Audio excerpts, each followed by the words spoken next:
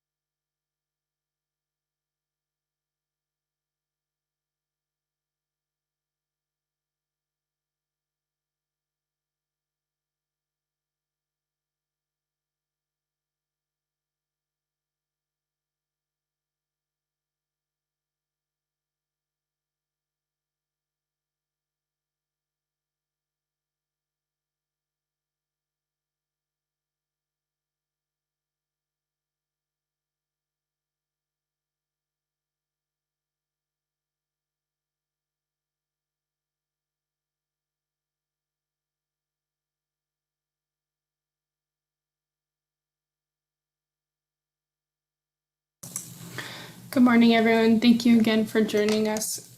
Commissioners, I'm now going to turn on your ability to start your video and audio.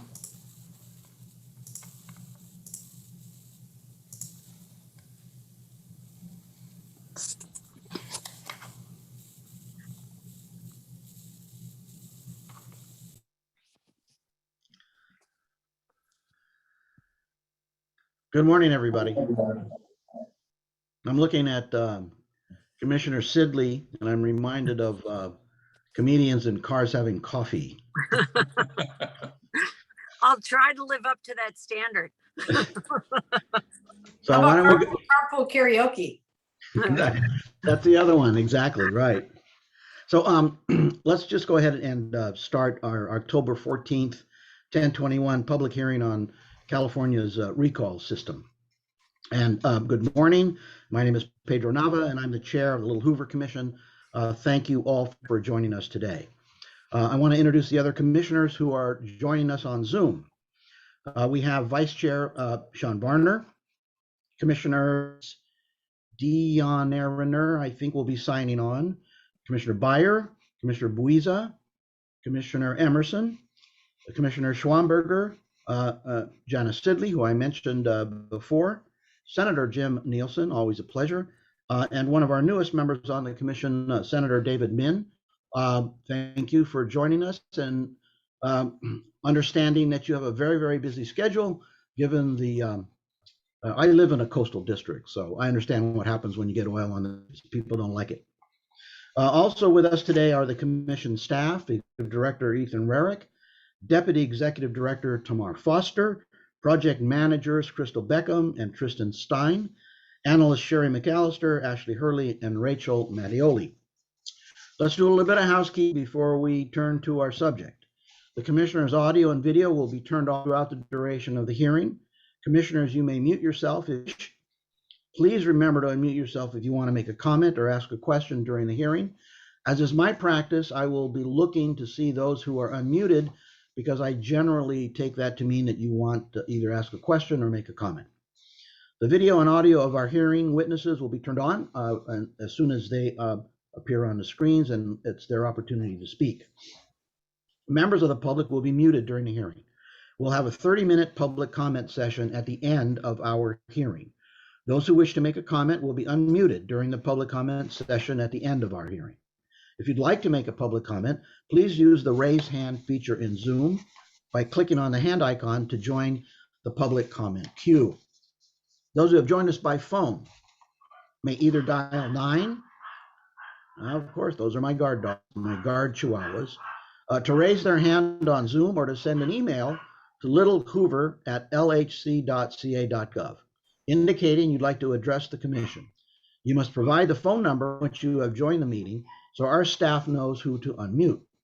If members of the public would like to provide written comments to the commission, they may do so via the link located on the recall study page of our website. Staff is going to be monitoring raised hands and emails requesting comment throughout the duration of our hearing. As is usual at commission hearings, public comment is limited to 3 minutes per speaker. We are recording today's hearing, and after we've completed, staff will place a permanent link to the recording on our website and upload it to our YouTube channel and Facebook page. And now to the substance of today's hearing. This is the first in a series examining potential reform of California's recall system. The attempted recall of Governor Newsom brought significant attention to the recall and has spurred calls for reform to ensure the recall system serves Californians in the best way possible. As California's independent bipartisan oversight agency, we will consider whether the state system for recalling state office holders should be changed, and if so, how. Our study will examine the history of the recall in California, how the recall process operates, and how the recall in other states.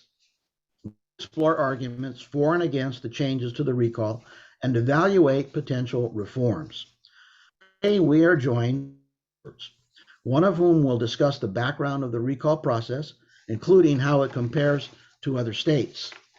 Then we will hear from 3 polling experts about the public's opinion of recall reform in California, a key issue since constitutional change must be approved by the voters.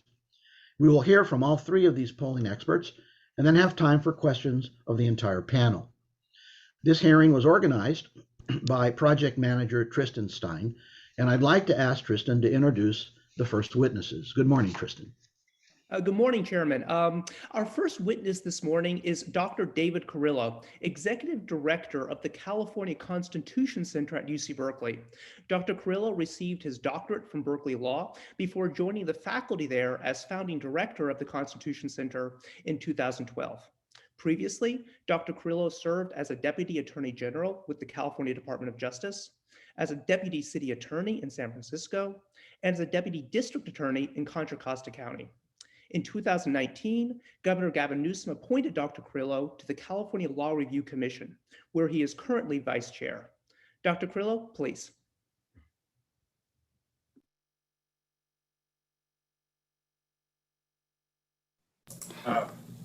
We are working to promote Dr. Carrillo to panelist.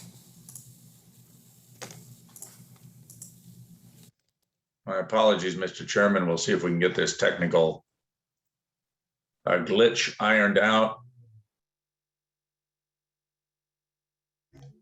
Wouldn't be a Zoom hearing without it.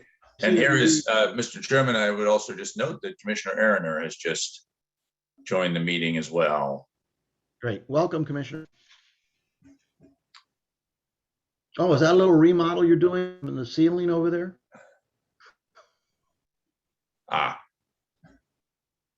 Now I believe Dr. Carrillo has joined us. Wonderful. Welcome. Thank you. Everybody hearing me okay? We are. Super. Thank you for this opportunity. I need to thank my colleague Joshua Spivak for his data, and I need to note that I'm here solely in my academic capacity. I have comments in 2 parts. The first is California's recall, alone and in context, and then I have some thoughts on how particular design features affect how the recall performs. So California's recall alone and in context. The recall is part of California's popular sovereignty model of government design. Back in 1911, California voters overwhelmingly, by 76%, approved the recall. It garnered the most votes and the second largest margin out of all 23 proposals that were on the ballot at the time. And that margin is typical of other states that have adopted the recall. Modern polling, which I expect that Professor Kousser and his colleagues will describe to you, consistently shows that the electorate strongly favors its direct democracy powers. That's consistent with California's stated philosophy of government in Article 2, Section 1 of our state constitution, that all political power is inherent in the people. Government is instituted for their protection, security, and benefit, and they have the right to alter or reform it when the public good may require. This means that California is expressly a voter-directed government, not a trustee model. The ballot argument of 1911 Senate Constitutional Amendment 23, which instituted the recall, described it as a means to require a public servant whose stewardship is questioned to submit the question of his continuance to office to a vote of the electors. If a majority say that their servant is unfit to serve them longer, he is thereby retired. The ballot argument framed the recall as the power to remove a dishonest, incapable, or unsatisfactory servant. So how often does the recall get used? It's powerful, and the voters like it, and they overwhelmingly favor it, but it's rarely employed nationwide or in California. It's often attempted, but it rarely qualifies for the ballot. Joshua Spivak estimates that somewhere between 2/3 and 3/4 of all recall attempts nationwide fail to qualify for the ballot. Nationwide, in the past 113 years, only 4 governors and 39 state legislators have ever faced a recall vote, and 1/3 of those legislators were in just one session of the Wisconsin legislature. I estimate that there is a 0.07% chance of, in any given term, of a state official facing a recall contest. That's how rare recalls are. California, that's nationwide. California is similar. We were the first to use the recall on the state level, and there have been 179 attempted state official recalls, but of those attempts, only 11, which is 6%, reached the ballot.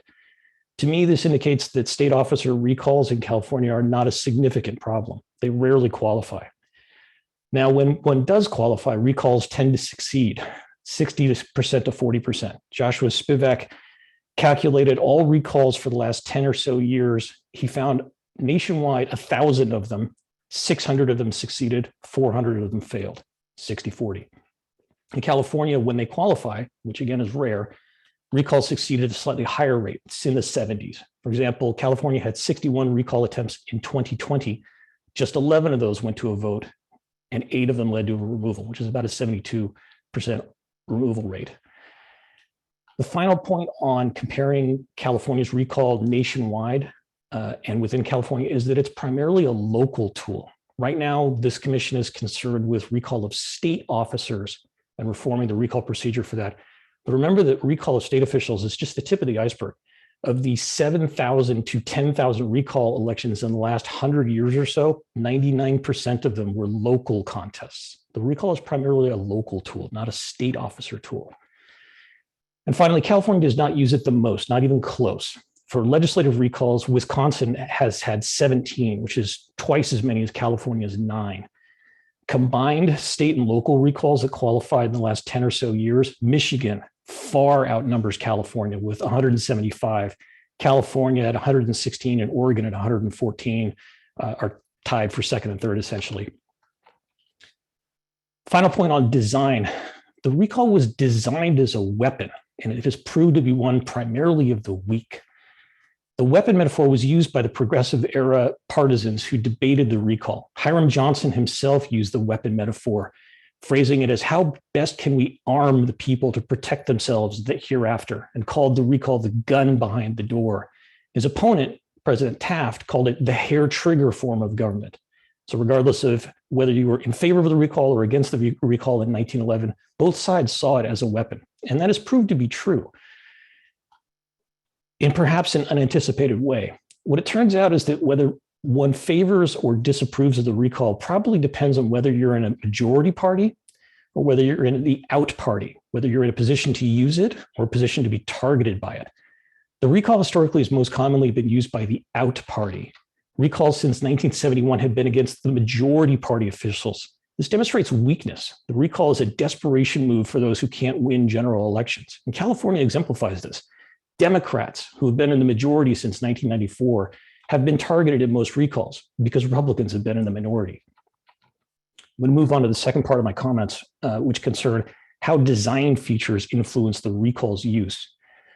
One important design feature is the signature requirement to qualify something for the ballot. And one proposal that is floating around is increasing the signature requirement to qualify something for a recall for California's ballot for a state official. That's probably unnecessary. California seems to have the easiest signature requirement in the country to get on the ballot, but that's only on a percentage basis. California is the largest state by far by population. That means that the low percentage still translates to a daunting signature number. For example, compare California in 2021, which requires about 1.5 million signatures to qualify a state official recall for the ballot. That's triple Wisconsin. The last time they had a state official recall, which was about 500,000 signatures. 500,000 compared with 1.5 million, very significant difference. And remember that the effective signature mark is always higher because signatures get invalidated. For example, in the 2003 Gray Davis recall, about 18% of signatures were invalidated. This year in the 2021 Newsom recall, about 19%, quite close, signatures failed. And those are good rates. In 2018, against Senator Newman, recall signatures failed at over 25%. The 2008 recall against State Senator Jeff Dunham's signatures failed at 41%. The 2018 recall against Judge Aaron Persky's signatures failed at over 28%. So yes, increasing the signature requirement will make the recall harder to qualify, but that would reduce the electorate's power to use the recall. And it's probably unnecessary given both how few state level recalls already qualify and how difficult it already is to qualify a recall given California's large population. Another idea that's floating around is imposing what's called a malfeasance standard, requiring something like indictment or conviction of a crime. In my view, this is a terrible idea. It neuters the recall and turns it into a legal matter for the courts rather than a political issue for the voters. And that's contrary to the original intent of the recall as a political question for the voters. Designers like Hiram Johnson omitted any standard, intentionally so. The intent was to have the trial in the court of public opinion. Only 8 of the 19 or 20 recalled states require malfeasance, and those tend to be the more recent adopters. The early states like California all adopted political recalls. The final point, and this proves to me why going to a malfeasance standard is a bad idea. It's because the states that do have a malfeasance requirement, their recalls are quite rare. In the 43 state legislative and gubernatorial recalls, only 4 of them involve potentially criminal actions. There's a huge difference between the political recall states like California and the malfeasance states in that it's almost impossible to qualify a recall in a malfeasance state. So imposing a malfeasance standard is the quickest way to completely kill off the recall. The next point that I would make is whether it's necessary to harden or increase the replacement candidate qualification requirement.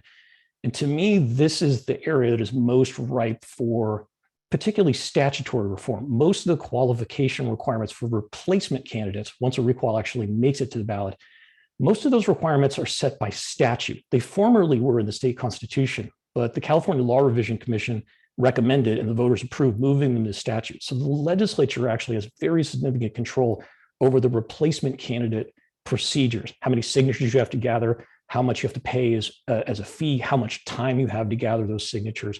So those are both easy to change, and it would be meritorious to change them. A more rigorous replacement candidate qualification would ensure that only those candidates with a significant modicum of popular support appear on the ballot. Everybody knows that one of the standout features of California's recall is the clown car replacement candidate race. 135 people in the 2003 Gray Davis recall.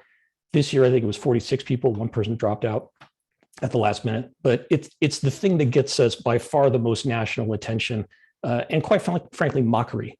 So this is both the easiest thing to fix and will keep us out of the front page of the New York Times as an example of why can't California get its act together. One suggestion that I have that this commission consider is adapting the in-lieu signature framework that already exists in Elections Code section 8106 and increasing and setting a specific period of time for candidates to gather signatures of around 30 days. Right now, because of a combination of factors, the period of time to gather those signatures is both uncertain and short. It's as short as 1 week and not longer than 3 weeks, given the 60 to 80-day constitutional window of setting the recall date and a few other statutory factors. Bottom line is it translates to you have to get all your signatures gathered within a fairly narrow time window, and that window is uncertain. But by statute, the legislature could set a slightly longer and more certain amount of time and also clarify how many signatures are required. The next proposal that's floating around is, and frankly, the thing that's getting a lot of attention now is the plurality requirement. This is the possibility that someone could succeed to the office with only a plurality of the replacement candidate votes, and that number could be less than the number of people who voted to keep the targeted official. Only California and Colorado use a yes or no same-day replacement by plurality system. The downside of this system is that it's possible for the replacement to receive fewer votes than those voting to keep the targeted official. And it has happened. Over the last 10 years, there have been at least 5 instances where the elected official who was kicked out of the recall outdrew the winner of the replacement race. And that includes the most recent state-level recall election in California, which is State Senator Josh Newman in 2018. To me, the yes or no same day with a new majority voting rule election is probably the best solution. The most recent states to adopt the recall, which are, there's about half a dozen of them, they've all adopted this method with a replacement race. The one downside of this is that a separate replacement race, if you have it on a different day, that dramatically increases the cost. Holding 2 elections on separate days is more expensive. To me, the solution for that is ranked choice voting. That allows you to do it on the same day as we currently do. It avoids the cost of running a whole separate election. Voters in many of the largest municipalities in California are already familiar with ranked choice voting. So it's cost-free, and you can do it by majority vote, which kills off the plurality problem. And it doesn't cost any additional money. I would close at this point before I turn it back to the commission for any questions you might have with very quickly talking about a few what I consider to be bad ideas. I think that automatic replacement, as by the lieutenant governor in the automatic constitutional succession process, is a bad idea because it can encourage recalls if those 2 officials are from different parties. And that was true in California for 20 years straight, from 78 to 98. It guarantees that the other party will capture the seat in a successful recall. So that can encourage both tactical recalls, and it can encourage more recalls, and it has the negative effect of encouraging political strife and tactical behavior between a lieutenant governor and a governor, even if they're of the same party potentially as they are today. So I think that automatic replacement is not something the commission should consider. Another idea that I disfavor is permitting the targeted official to run as a replacement. That favors the target. It turns the up or down own merits recall question into just a regular political race with someone to campaign against. That benefits the targeted official, and anything that benefits the targeted official is bad for the electorate. The last one that I would quash if I were king is the Thunderdome Proposal, as I call it. This is the idea of having the target fight to retain the job against all comers in a field election. To me, that's just a snap special election against a field. It's not a recall. But the point of a recall is an own merits, single question consideration of whether the targeted official is doing a good job or not in the eyes of the voters. And to me, I think both the voters and the official are entitled to that sole question, up or down vote consideration, rather than just running another snap election for the race. At that point, I'll pause in my comments and see if there are any questions from the commissioners, and thank you again for this opportunity. Mr. Carrillo, let me just turn that back over to Ethan and Tristan, and actually to Mark, to the commissioners, to see if questions or comments. Mr. Chairman, I note that Commissioner Byer raised his hand. Well, thank you. Excellent testimony. And I know that I benefited from the webinar you conducted on this very subject within the last month. Thank So you. I appreciate your background, expertise, your dedication to public service. I guess I start in a slightly different place from the numbers and the state percentages and the rest.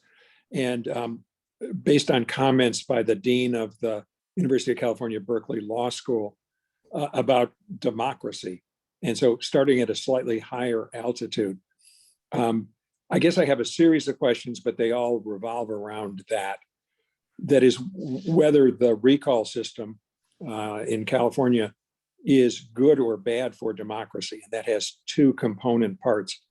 Does the existence of the recall deter bad behavior by incumbents? That's not something that's the subject of a lot of study. Does it encourage moderation, things like that?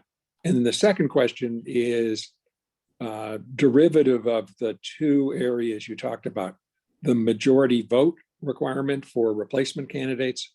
And I like what you suggested there. But it's hard to reconcile that with your position on not permitting the incumbent to participate.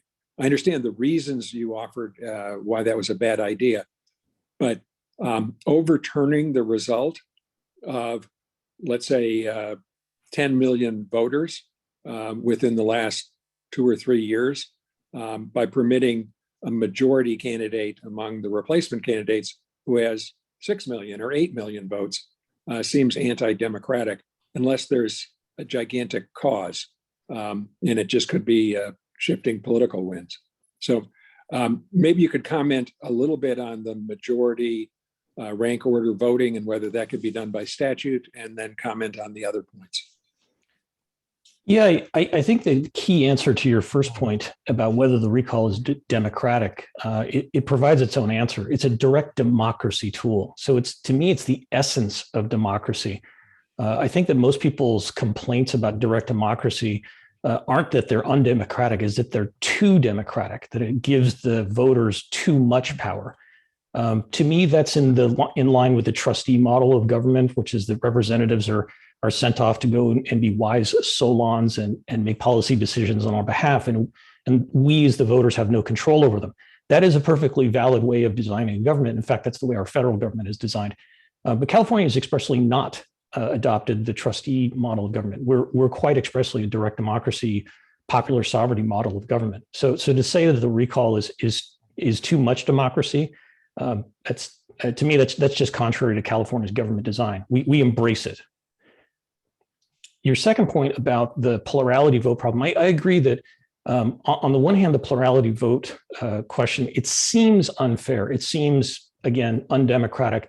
I respectfully disagree with my boss, the dean of my law school, on the question of whether that is unlawful. Plurality vote, supermajority vote, majority 50% plus one, first past the post. There essentially are no unconstitutional voting rules. Those are all within California's powers as a sovereign state. We can impose whatever voting rules we want. But to the extent that it does seem somewhat unfair to have a plurality rule, it's entirely within California's powers to change it, as by imposing 50 plus one majority in ranked choice voting or instant runoff or a separate runoff or whatever we want.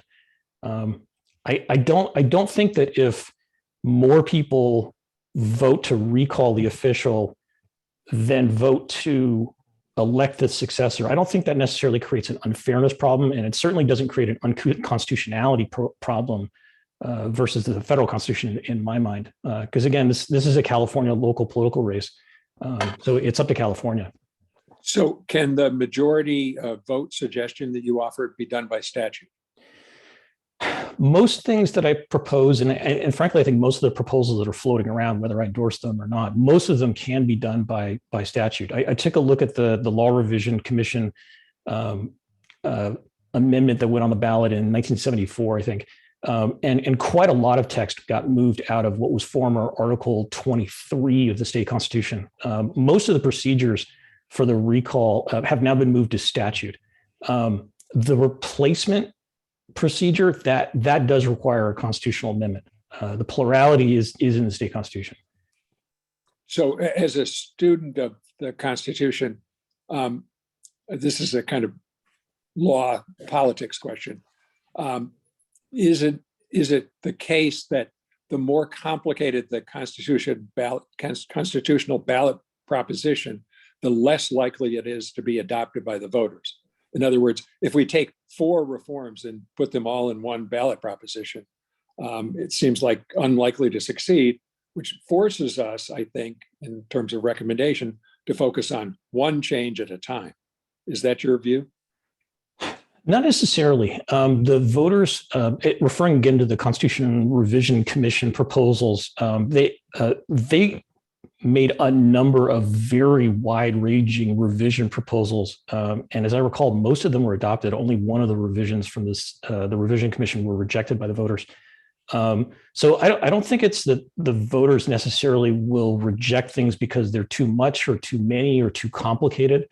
To me, it's about framing. So if you put something on the ballot that has a combined package of, one key constitutional amendment, which would change the plurality requirement, which is Article 2, Section 15, subsection C, that plus some statutory changes. And the frame is this will make the recall clearer, simpler to use, remove perceived unfairness, and above all, not reduce the ability of the voters to use it when they wish.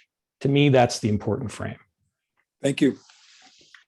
Thank you. Commissioners, we've got a line now. Commissioner Nielsen identified himself earlier, followed by Commissioner Sidley and then Buiza. Commissioner Nielsen, please. Yes, and I want to compliment you on the thoroughness of your evaluation here. And it's a great walk down memory lane and understanding of direct democracy. I'm very wary of any big significant changes in direct democracy. I think the statistics that are here cited and others that I have reviewed clearly evidence that there's not a big problem here. There may be a political problem for some people, but there's not really a problem for the people, the citizens. And frankly, every now and again, I think a good humbling is in order in the legislature. And I make this observation in part based on new members or members that have been around a while, always referring to my district. And I always admonish them, it is not your district. You happen to be the temporary custodian of that district, but it's the citizens. And I try to remind my colleagues also that the people are out there. And it's not just, and I often refer that I'm not speaking to the members in the committee or in the legislative chamber. I'm speaking to the citizens out there who may have an interest in what's going on in its legislature. The point to that, then, I think anytime we would be interfering with direct democracy, particularly in view of the fact that it is the recall itself has been so seldom used and so much even less frequently successful.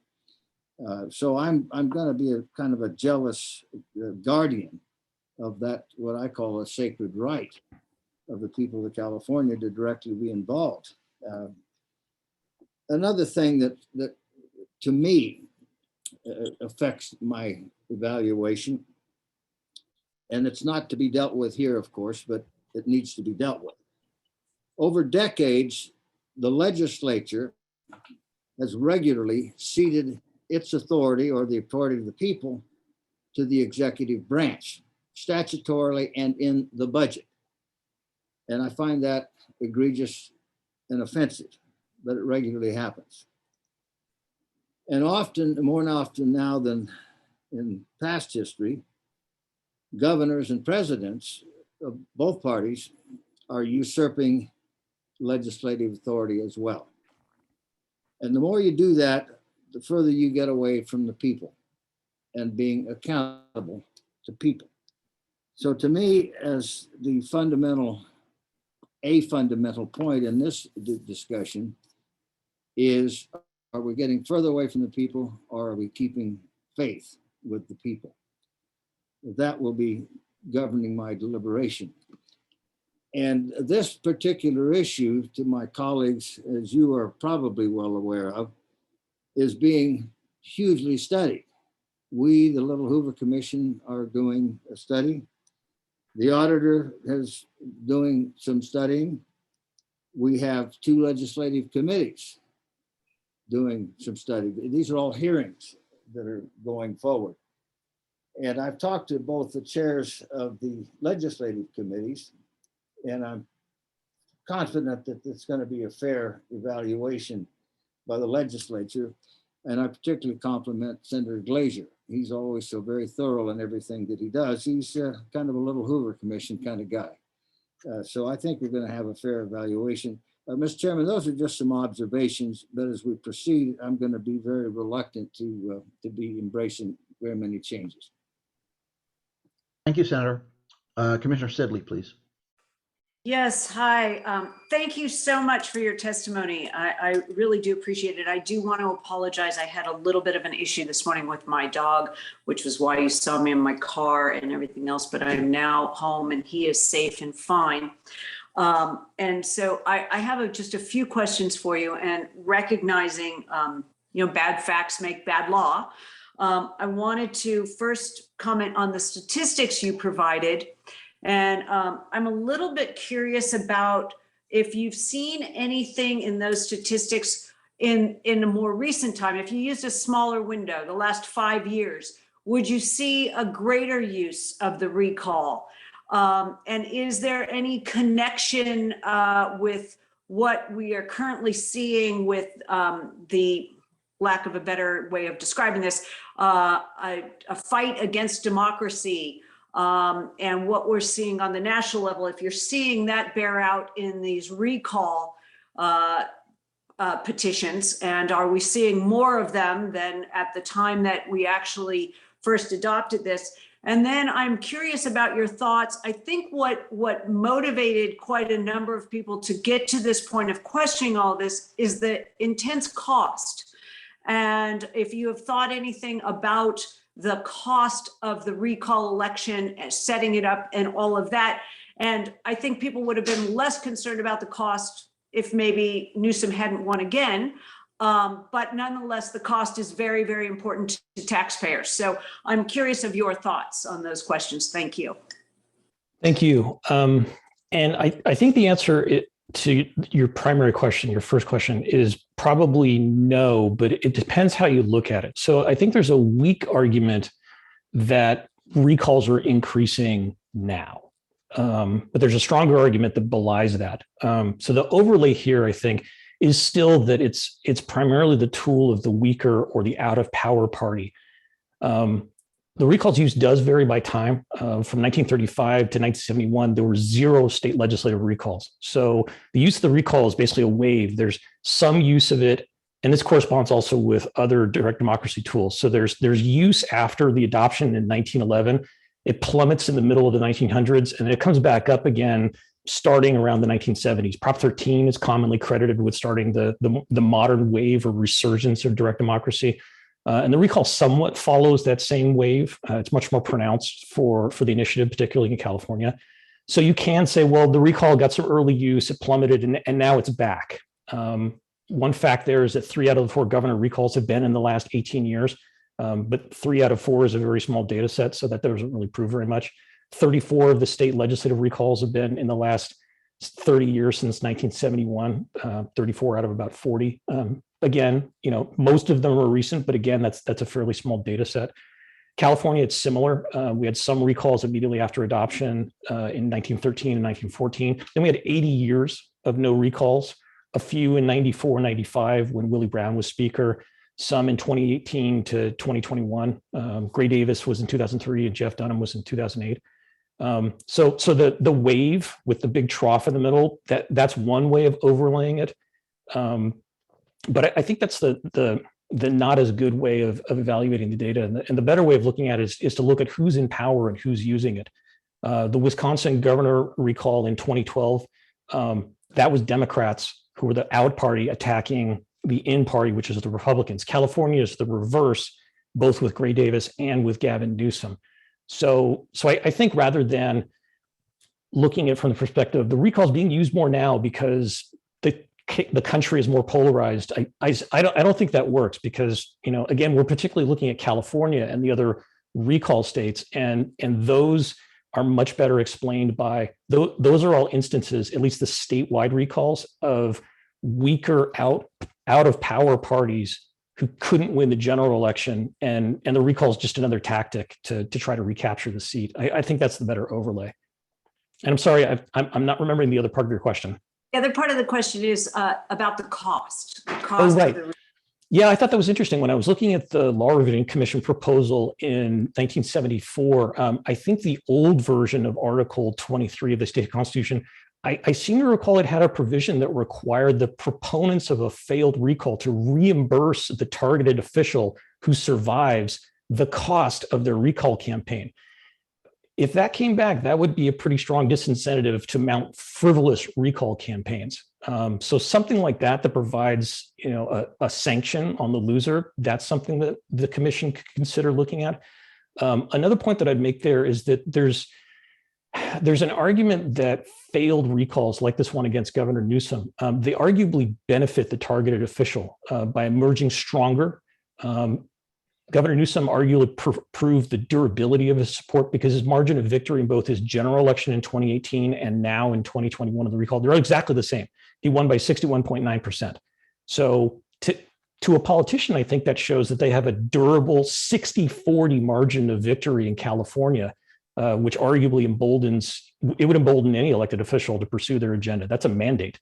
The other risk for failed proponents is that because California treats a recall as a ballot issue, the targeted official can raise unlimited amounts of money. As I recall, Governor Newsom raised about $50 million. I don't think he spent it all.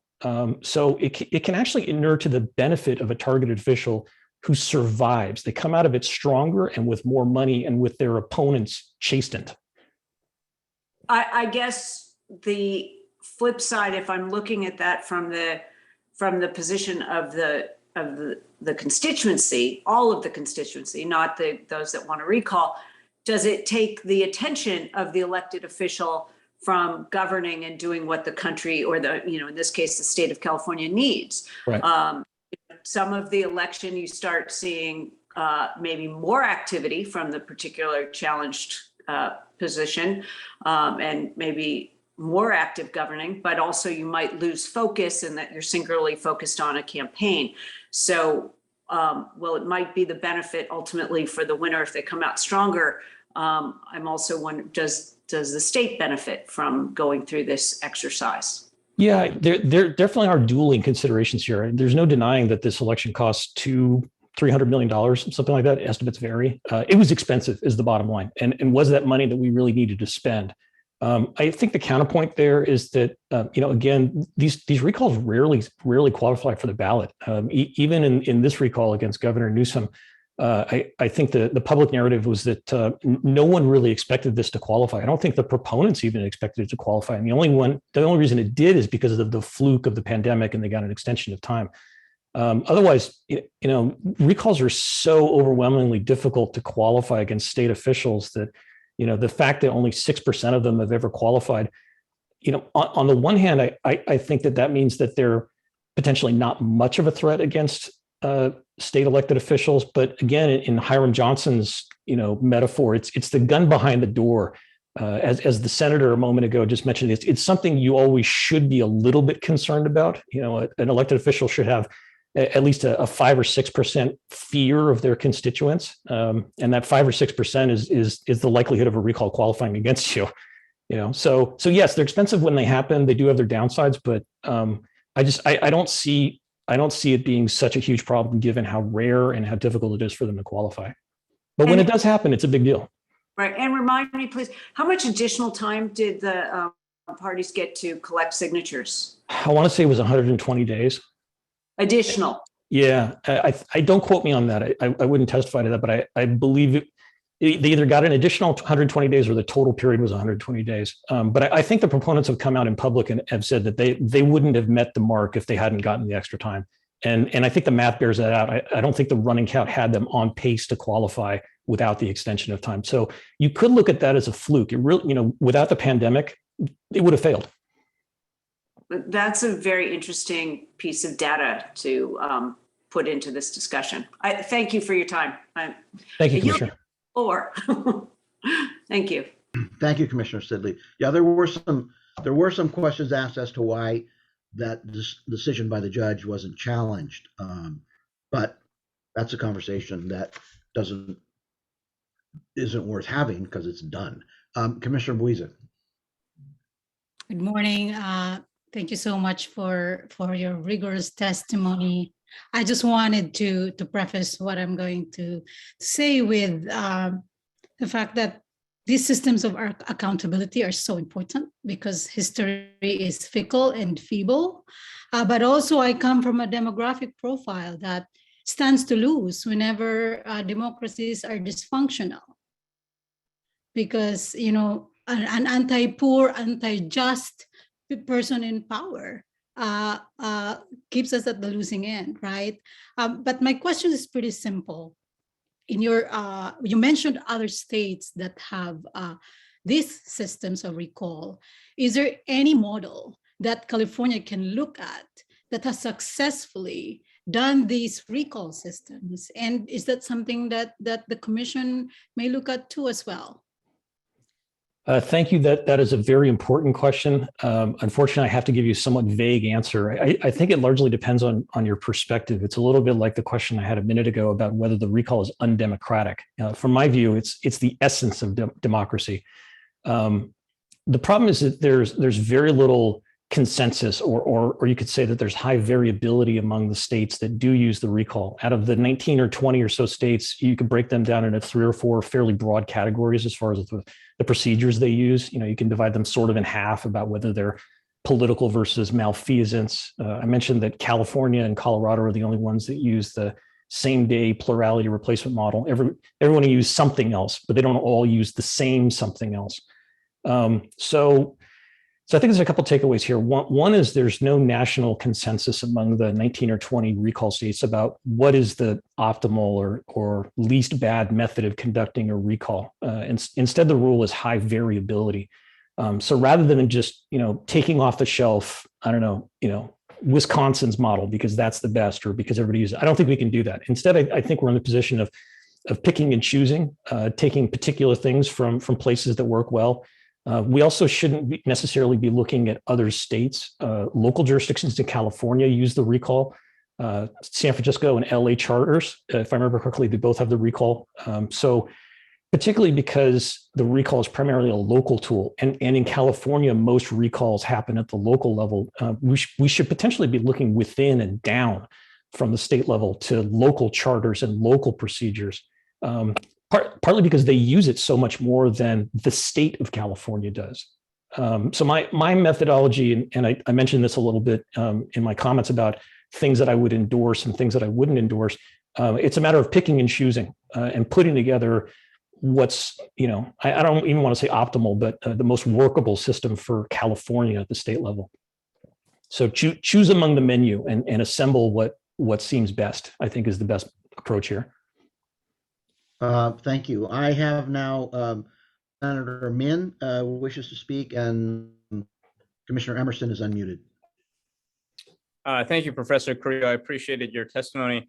I guess I have a little bit of a comment that has some questions embedded in it, but you know, I hear your point that the recall is both something that people want. I think that's true. It's also something that, at least in theory, is the essence of direct democracy.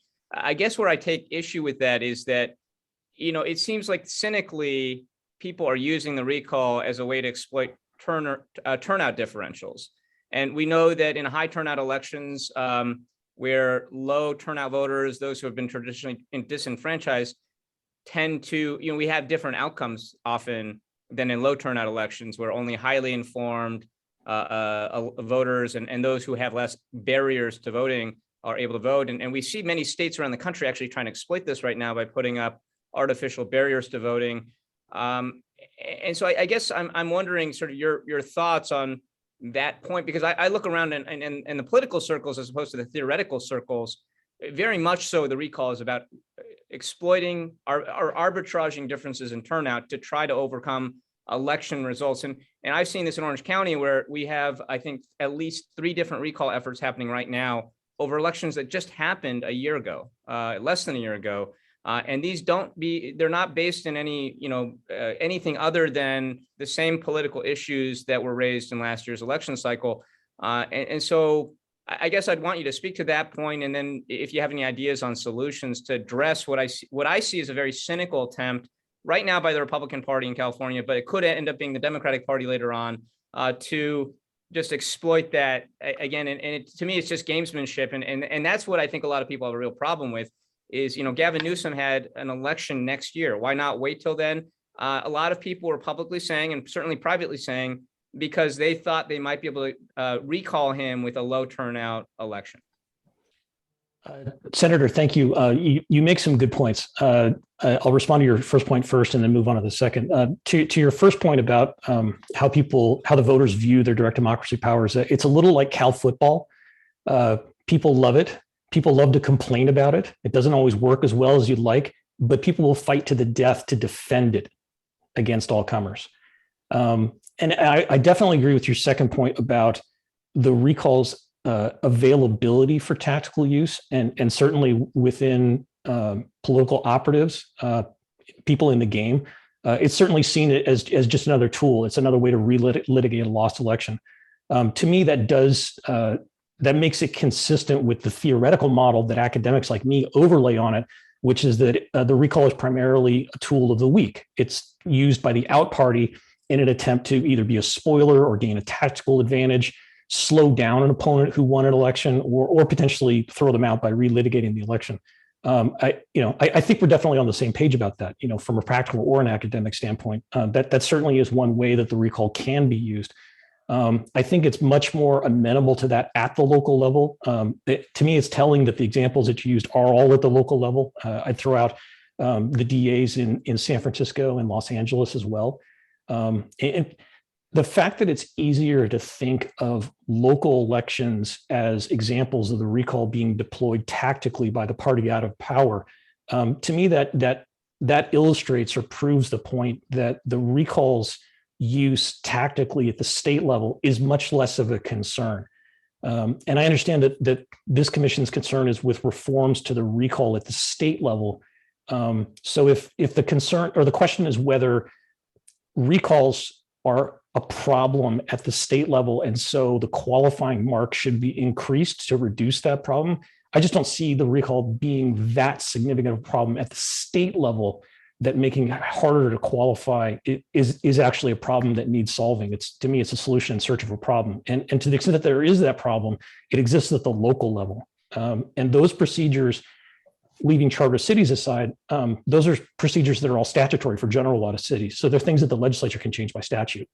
Well, I hear you. And if I could just follow up, I might respectfully disagree with that, given that this particular set of reforms in this hearing is in the wake of the Newsom recall attempt, right, which followed the Gray Davis one, also followed the successful recall of my colleague Josh Newman not so long ago, who then regained office. And I think, we should not confuse outcomes with processes. And that is to say that the outcome here was one that was, successful for the theory, successful, and kind of validates the idea that maybe we don't need change. On the other hand, Governor Newsom had to spend a significant amount of time, energy, and financial resources that could have been used to try to improve the state. This was something that probably consumed 6 months or more of his personal time, to a large degree, consumed the attention of a lot of folks that might have been doing other things instead. And if this, I should add, was an incredibly popular governor who was elected with huge margins. Let's suppose that he was elected with a 52% margin. One can imagine a very different outcome here. And so I guess I'm not convinced that this is not a problem at the state level, given that you have a very popular governor who had to go to war basically and treat this as a full out campaign in an off year just to make sure that he could keep his seat. And if that's not an abusive process, if that doesn't signal problems, I don't know what to think, because I don't think I have not heard a sound basis for why he should be recalled. I'm somewhat not as familiar as you with the theories behind the recall. I know there's a lot of them, but I guess I believe the vast majority of my constituents don't think the recall should just be there for any reason whatsoever, just for political, cynical purposes. They want it there as an outlet for someone who's committed malfeasance or behaved badly, or maybe has just gone so far out there that they feel like there needs to be a way to recall them, but they don't want it used as a political tool. And I feel like the concern here is that this recall was clearly political. This wasn't an extreme outlier case where Newsom, under any sort of traditional political theory, should have been recalled, and yet he could have been recalled. There are a lot of scenarios. If the economy had turned down, if we'd had another upsurge in the pandemic, a lot of things outside of his control, he very well might have been recalled. And so, I respectfully disagree with that. Senator, you make some excellent points. My response would be that both the Gray Davis and the Gavin Newsom recalls are outliers. We've had, I actually can't remember off the top of my head how many governors and many more recall attempts against those governors, but only a few of them have actually qualified. So few of them that it's, you have to look at Gray Davis as an outlier because the proponents in that instance took advantage of I think it was the lowest gubernatorial turnout ever to actually qualify that for the ballot. So the only reason that Gray Davis's recall qualified was because of the turnout anomaly. Similarly, the only reason that the Gavin Newsom recall qualified here was because of the double anomaly of the pandemic and the extension of time. So I agree with you that it looks like a significant problem. It certainly was a significant problem this year, but it's such a rare problem that I'm wondering if that's the problem we should be focusing on, and if there are other more significant problems or more fixable problems that we should be looking at. I will refrain from commenting further and just agree to disagree, but thank you very much for your testimony. Thank you, Senator. Let me speak up before folks jump in. I've got a list: Emerson, Beyer, Sidley, and Nielsen. I was just going to say, as someone who loves Cal football, that analogy was very difficult for me. I'm wearing my colors today. I go Bears. but so true. Commissioner Emerson, please. No comment on Cal football. Thank you, Professor, for your excellent testimony. I wanted to follow up on Commissioner Sidley's cost question about recall elections, and what changed from the loser paying for the election costs. What was the argument at that point when it changed? Thank you, Commissioner. I wish I'd had time to run that down. It was something that I noticed in passing, and I don't know what happened to it ultimately. I noticed it when I was looking at the Law Revision Commission revision proposals from 1974. And the overall intent seemed to be to take an extremely detailed recall procedure and move it out of the Constitution as, sort of the general theme of the constitutional revision process of simplifying things in the Constitution and moving things that should be in statutes into statutes. So once it moved into the statute, I lost track of it at that point because I was looking at something else. I suspect it got amended out of the statutes at some point once it moved into the statute and it became something under legislative control. Okay. I can run that down and I'll follow up if you're interested. Commissioner, we'll research that additionally and follow up with Dr. Carrillo. Yeah, I can work with Ethan on that. Okay. Thank you very much. Thank you. Commissioner Beyer. Thank you. I very much appreciate the comments of Senator and Commissioner Min and Guiza. I think they represent an important perspective on democratic values. But my question is, you recommended in response to the question of what other state is doing well, that we look locally or within the state of California. And so my question is a kind of two-part. What would be the arguments for and against going to the percentage of prior election votes that is used in counties like Los Angeles, which is substantially higher, 20-30%, as opposed to the 12% at the state level, coupled with a more substantial filing fee, if you will, for the candidates to get on the ballot.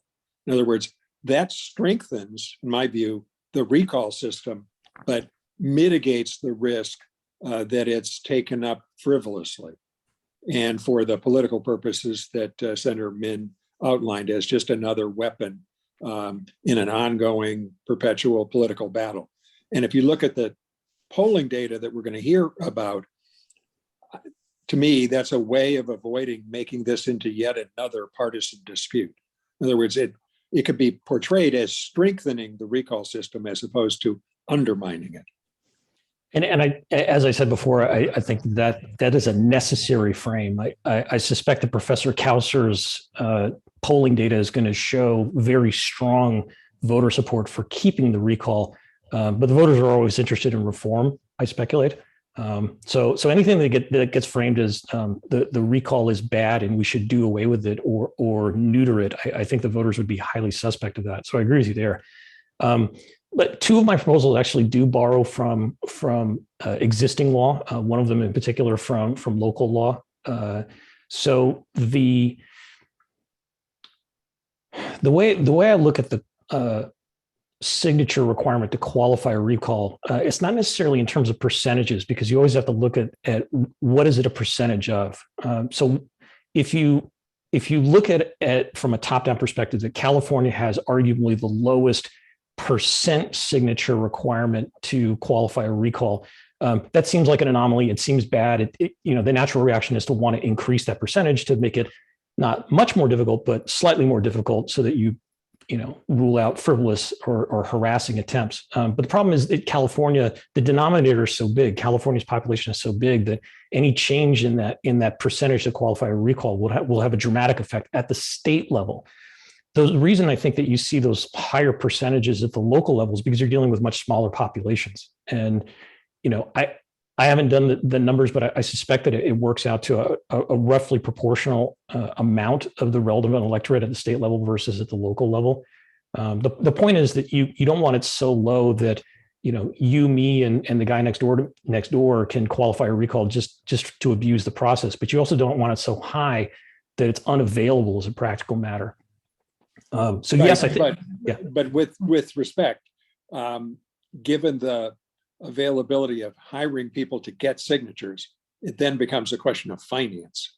And the raw number, 1.5 million or 2.5 million, it tends to favor the well-heeled and really runs against the notion that I think Senator Min talked about, which is people have a right to be represented in elections where they're able to participate. And for many reasons, socioeconomic reasons, diversity reasons, the turnout in special elections or otherwise is substantially lower. So I worry that the qualification for a recall is used essentially against people who have limitations on their ability to participate in these off elections. You're certainly right. Qualifying a recall for a ballot is expensive. The ordinary estimate is $2 to $3 per signature. My colleague Josh Spivak points out that, and Thad Kousser, I think, also makes this point, that when multiple campaigns are going on, there's only so many people that do signature gathering, so the cost can actually go up to closer to $5 a signature. So $5 a signature times 2 million signatures, that gets quite expensive. So yes, I mean, in general, we use money as a proxy for speech and for political support. I'm not sure that there's a way around this problem. If we use a signature requirement, gathering signatures costs time and money and effort. So unless we go to a completely different system, we're left debating or tailoring the signature requirement to either turn out or register voters, which some other states use. There's a regional requirement. You can require X number of percent of voters from all the counties in the state, all 58, or from the largest counties or something like that. But it's all as a proxy for measuring some increment of support. Does this thing have enough voter support that it makes it worth getting on the ballot, or is it just a bunch of cranks who are trying to be a pain in everybody's neck? The other point that you raised that I wanted to address is the signature framework to qualify as a replacement candidate. And that's where I suggested looking at Elections Code Section 8106, which both gives the replacement candidates a specific time period of around 30 days of a nomination period. And it increases the higher number of signatures because it uses the filing fee as the denominator rather than turnout or registered voters. Thank you. Now, on my, I have to be aware of the time. We've got another panel with 3 additional experts. So I'd like to hear from Senator Nielsen and then conclude our time with Mr. Carrillo and move to the next panel. Senator Nielsen. Thank you, Mr. Chairman. I have to acknowledge that I very vigorously disagree with some of Senator Min's observations. I have great respect for him, But, you know, I try my best to not make everything political. And in this particular case, the governor did a number of things individually on his own volition that I think most Californians found at least inappropriate, if not very offensive. The dining experience being one of them, and the extraordinary use of executive orders. Now, that's not just the state of California problem, it's a bigger problem at the federal level. But we have to be aware of it. And you don't get 1.5 million signatures, you know, without a lot of people being concerned, no matter how many people you hire. And I'm not one that likes petitions being paid, petitioners being paid. I've never much been of interest in that. But my point is, as we deliberate, it doesn't serve our purpose to make it all totally political. And it's not just because the Republicans are in the minority in California and the Democrats want to maintain their majority. I could say that too, but I'm not going to make that claim. Thank you, Mr. Chairman. Thank you very much, Senator. At this point, we want to, Mr. Carrillo, obviously you've sparked a fair amount of conversation with our commissioners. Points very well taken, and I think it's going to be of great assistance to us as we sort of take a look at how we frame our recommendation, what other things we pursue. But it was a real pleasure to have made your acquaintance, and thank you so much for the information you provided to us. Thank you. One last question, sir. Senator Mann. Just to follow up, is there a difference in how you politically, from a political science perspective, might think of the recall process in a hyper-polarized environment like we have today? Does that make a difference in the theory and all this? Because one might posit, for example, it's a lot easier to get signatures if, say, like 40% of the population in California is just like amped up and ready to vote anything that's against the majority party. Does that change sort of how you might think about a recall? Yes and no. I think the argument in favor of that is someone recently pointed out that there are about 6 million people who voted for President Trump in California in 2020. And if you only need 1.5 million to 2 million signatures to qualify a recall, then as long as you get around 1/4 to 1/3 of every Trump voter in California, you can qualify whatever you want for the ballot, constitutional amendments, recalls, whatever. You don't even need all of them. You only need, less than half of them to qualify something in any given issue. So there is that argument. I think the counterpoint to that is that yes, politics is fairly partisan right now, but I don't think that's an outlier. Other scholars have made the point that national politics and California politics even have always been highly partisan, or they've at least been periods that are very similar to this. Some where politics are even more partisan.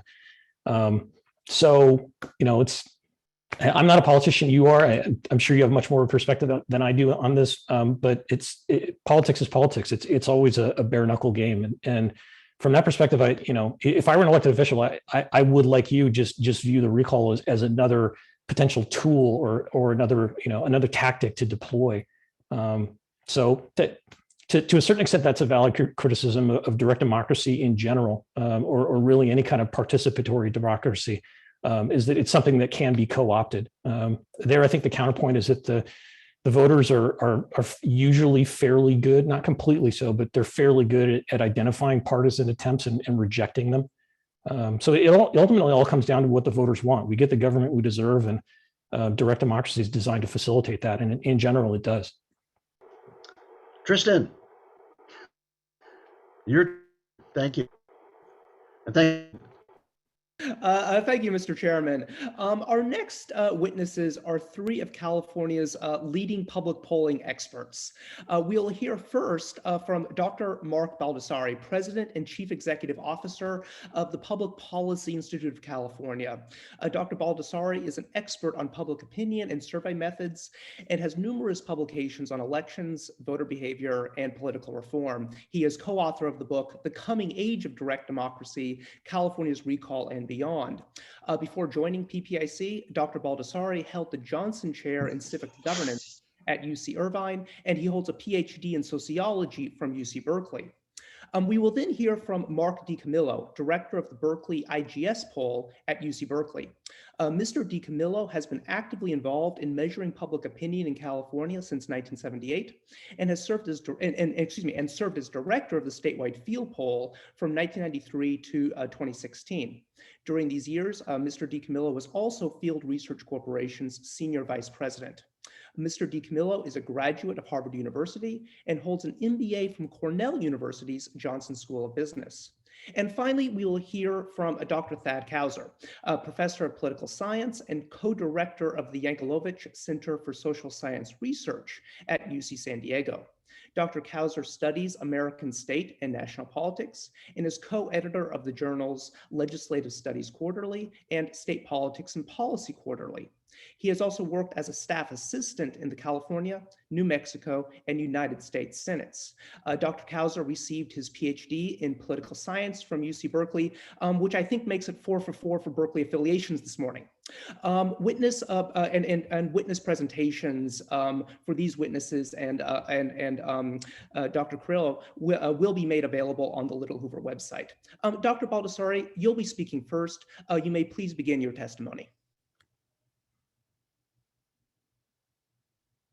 I actually was just told we're having a problem promoting Dr. Baldessari. And so perhaps. Good It morning. looks like he's just come. There we are. It's an Thank you. honor and a privilege to be speaking to the members of the Little Hoover Commission. Thank you for the invitation. The testimony that I'm going to provide is available in written form as well and will be available to the public through our website as a blog post. So let me just briefly summarize the points that I'd like to make about public opinion. So there have been 55 attempts to recall the governor in the 110-year history of the state's direct democracy system. And the 2 gubernatorial recalls that succeeded in qualifying for a vote occurred under very different political circumstances. Yet the voters' attitudes towards the recall process are similarly, remarkably similar. These are the surprising findings from the PPIC statewide survey, which monitored attitudes both before the 2021 and the 2003 recall elections, providing you with some political context for current efforts to reform the process. This year, most California likely voters opposed the recall of Governor Gavin Newsom, and according to the PPIC survey conducted in the months before the recall election, 39% said they would vote yes on the recall. In our final pre-election survey, this finding was very close to the 38% who voted yes in the September special election. By contrast, 18 years ago, most California likely voters supported the recall of Governor Davis. And in our final pre-election survey in 2003, 53% said that they would vote yes for Davis's removal. And that year, 55% voted yes in the October 7th special election. Also starkly different outcomes. Gavin Newsom remained in office in 2021 and Arnold Schwarzenegger replaced Governor Davis in 2003. But a lot of similarities in the polling data. First of all, attitude towards the recall process itself. In our July survey, we found that 86% of California likely voters said it's a good thing that the California Constitution provides a way to recall the state's elected officials, such as the governor. This is in line with the overwhelming sentiment that the recall process is a good thing expressed in 2003. Today, Californians are united in their support for the recall process across parties, regions, and demographic groups in the state. But despite the strong support for the recall option, it's noteworthy that a strong majority, 66% of California likely voters in our July survey, said that the recall election process is in need of major or minor changes. 1 in 3 said it is fine the way it is. Majorities in 2003 also said that the recall process was in need of major or minor changes.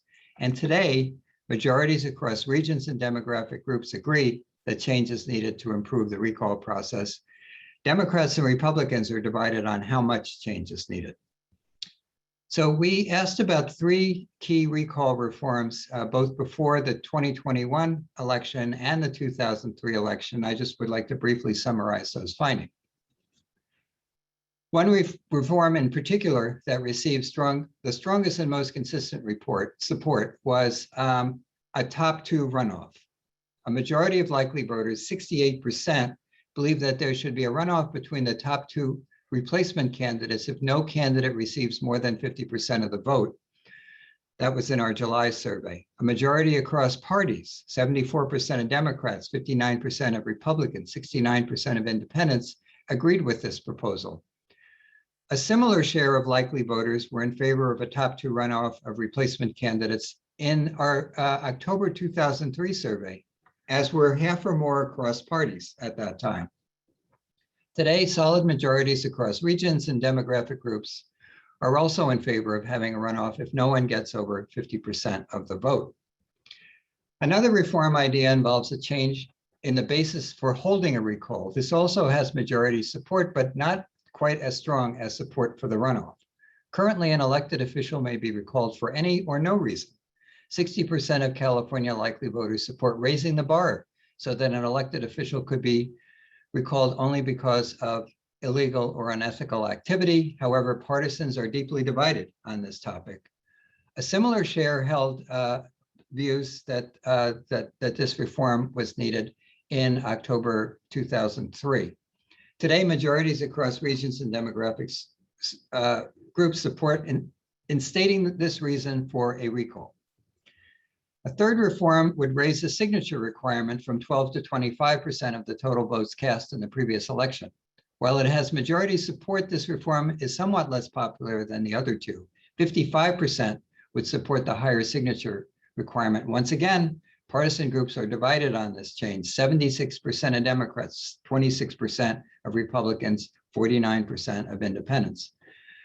A similar proportion wanted to raise the signature requirement in our October 2003 survey. Again, partisans were divided. Today, about half or more across regions and demographic groups are in favor of this reform of raising the signature requirement. So as we look at these findings, it's important to keep in mind that majority support for these 3 recall reforms, demonstrated both in 2021 and 2003, does not assure an easy pass at the ballot box. About 1 in 6 California likely voters say they know a lot about the recall process, according to our July survey. It will require voter education and trusted messengers who can make the case that the recall, widely reviewed as a good thing, will get better with these changes. In closing, the PPIC statewide survey indicates that views of the recall and its potential reforms have been stable over the past 18 years. In both 2021 and 2003, likely voters report highly favorable views of the recall, strong interest in making changes to the process, and varying levels of majority support for all 3 of the recall reforms that we tested. As a next step, our next PPIC survey will determine if there have been any shifts in recall attitudes and policy preferences since the September 14th election. We should know that in about a month. This fall, we will monitor discussions about recall reforms. I'm listening closely to what I'm hearing today in the Little Hoover Commission and at legislative committees and at independent commissions. We will explore new proposals in PPIC surveys next year. We also plan to follow any recall reforms that make it to the November 2022 ballot. Governor's recalls are rare but major events, and process changes will have a significant impact on the future of California's democracy and elections. Thank you for your time. Thank you, Dr. Baldessari. If I may, Mr. Chairman, I'm going to ask the commissioners if we can hold questions until all 3 of the current panelists have testified, and then we'll take questions at that time. So if we can move on now to Mark, if you can wait to take questions, if we can move on now to Mark DiCamillo, the director of the Berkeley IGS poll. Mark. Thank you very much. Can you see me? Now we can. Great. Thank you. Thank you. It's a pleasure to have the opportunity to review the findings from our early September Berkeley IGS poll about the recall election process and possible reforms to the process. First, I want to just apologize if I'm going to repeat some of what Mark had shown, because many of the topics that we posed in our latest poll kind of correspond with Mark's. And I'll say this, we're very consistent in the findings that we retrieved. But the first question, and I hope the commission can put on the screen my PowerPoints, because it'll flesh out the data that I'd like to describe rather than just saying it in narrative form as Mark did. So I'd appreciate it if you could, there it is, very good. Okay, you can move to the next slide. I first want to talk about the manner in which the Berkeley IGS poll was conducted, when it was conducted, the auspices and so on. It was done by the Institute of Governmental Studies at UC Berkeley. We conduct periodic polls in California on political and public policy issues facing the state. Funding for this particular poll was provided in part to us by the Los Angeles Times, who served as our media outlet for reporting the results. We conducted the survey over a 7-day period, mainly in early September. These surveys are done online by distributing email invitations in English and Spanish to stratified random samples of registered voters that are drawn directly from the state's voter registration rolls. It gets us a very large sample, much more than you can get by doing a telephone survey. We do weight the results to make them in alignment with demographic, political, and regional characteristics of the state's registered voter population, and the sampling error is relatively small because of that. Next slide, please. Okay, the first question that we posed about the recall process basically said, regardless of how you feel about the upcoming recall election, do you think it's a good thing or bad thing that the California Constitution provides a way to recall state elected officials like the governor? And as you can see, support is very strong. 75% think it's a good thing, just 24% say it's a bad thing. Next slide, please.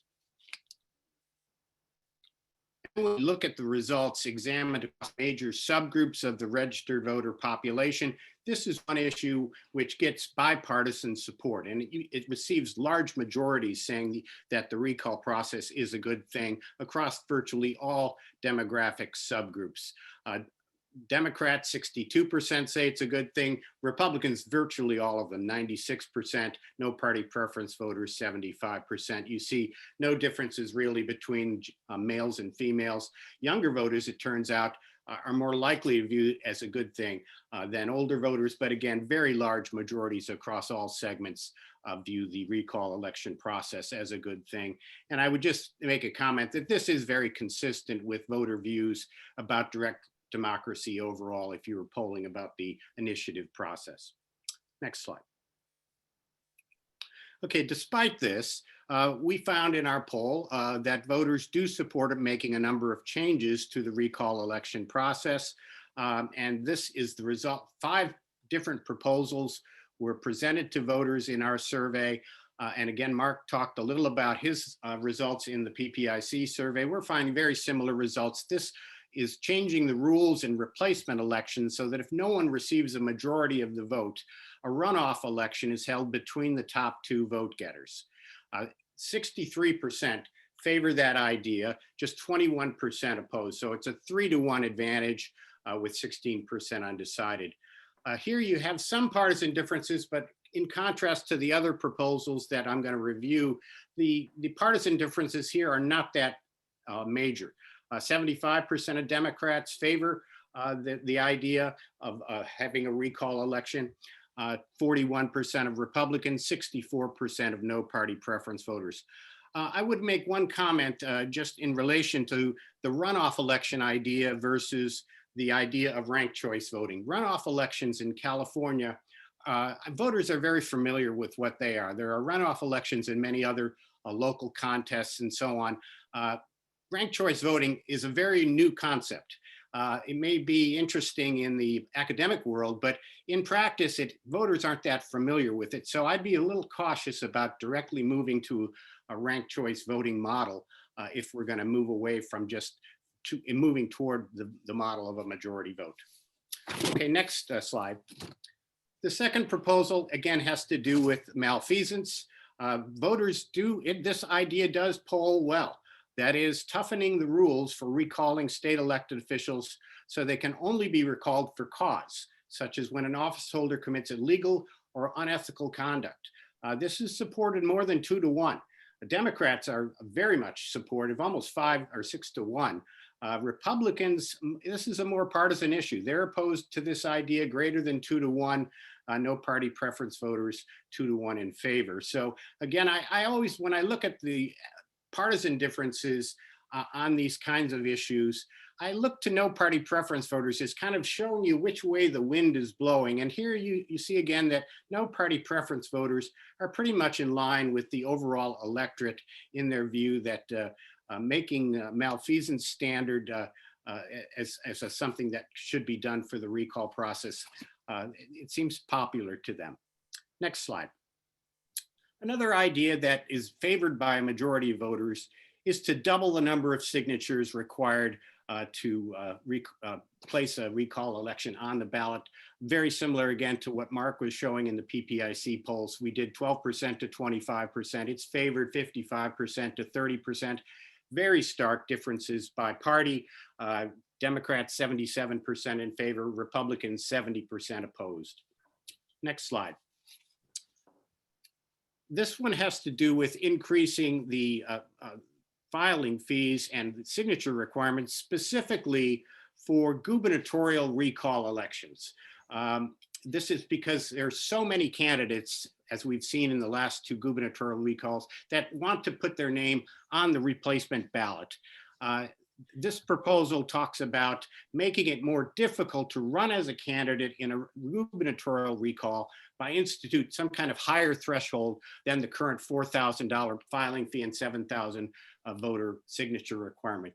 Voters like this idea 5 to 3. 65% of Democrats endorse it, 31% of Republicans.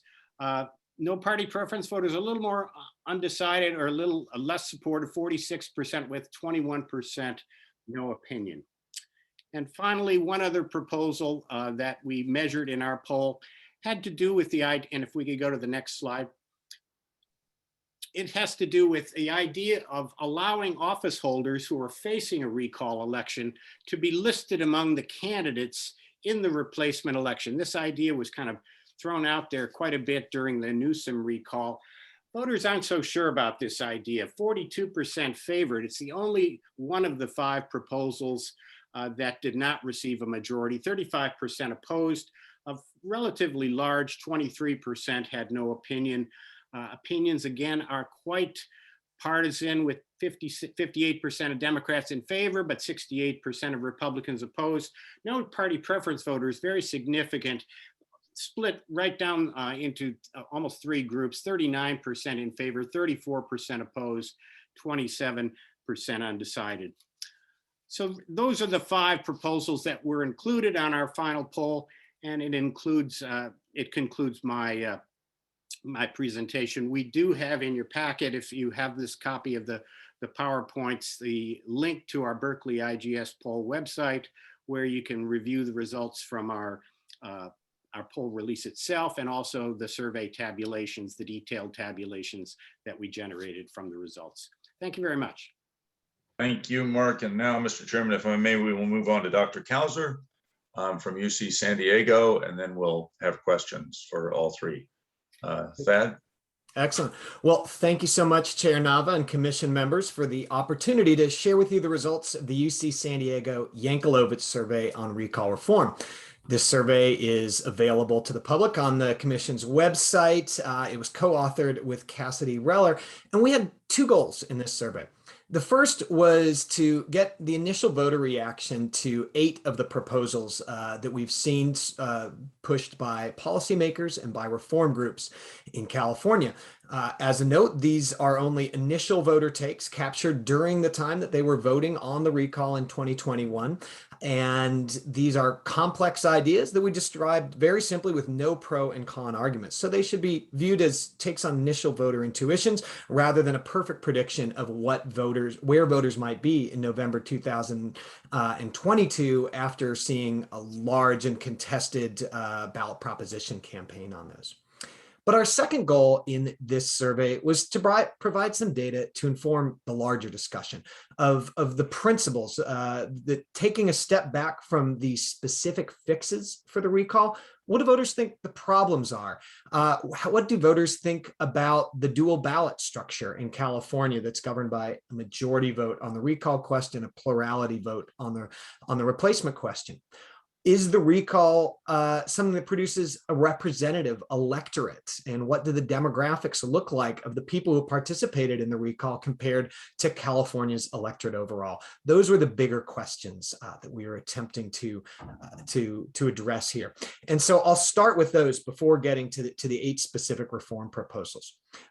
And this poll, this survey was conducted with 2,812 respondents in the week leading up to the recall. We did it for the 2 days before the recall, Monday and Tuesday, stopped the poll at 8 p.m. on Tuesday night and reopened it with the second half of the sample, also similarly reflective, starting on Wednesday morning after people knew the results of the recall, so that we can compare what people thought about the recall before and after they knew the outcomes of the recall. And the poll report that was written, co-authored with Cassidy Reller, a PhD candidate at UCSD, goes into many more of those before and after differences, but I'll give you the top lines here today. So if we could go to the next slide.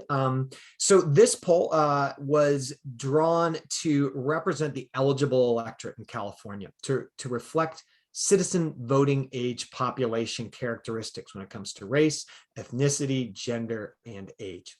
So it's a little bit more diverse than registered voters, but there was a screening question. So all of our respondents are registered voters. If you look at those total registered voters in the survey, they're a fairly diverse group of voters. But as you look at election by election, and the slides here show on the rightmost side, the people who participated in the recall replacement race, the candidate race, it's a much less diverse electorate. So white voters were a much larger percentage of that recall replacement race electorate. Latinos remained the same as a percentage, and Asian American voters and Black voters were a much smaller percentage of that replacement race electorate. Some of the largest representational obstacles were to low-income voters. So low-income voters, those making under 50,000, were 43% of the registered voters in our survey overall, 39% of those in the recall race. And those making over 100,000 rose significantly from 24% to 30%. So these, the recall, especially as we got to the candidate race, the race that, remember, about 5 million candidates who cast a ballot in the recall did not cast a ballot in that second race. It looked very different than California's electorate overall. Next slide, please. Using the wonderful poll that the PPIC conducted in 2003, we can get a baseline for the amount of support for major or minor changes in September of 2003. That was 58%. If we look in September of 2021 with the Yankalovich poll, 68% of Californians said that the recall process needed major or minor changes. So there's been a lot of continuity, but there's even more appetite among the public for reform today. Next slide, please.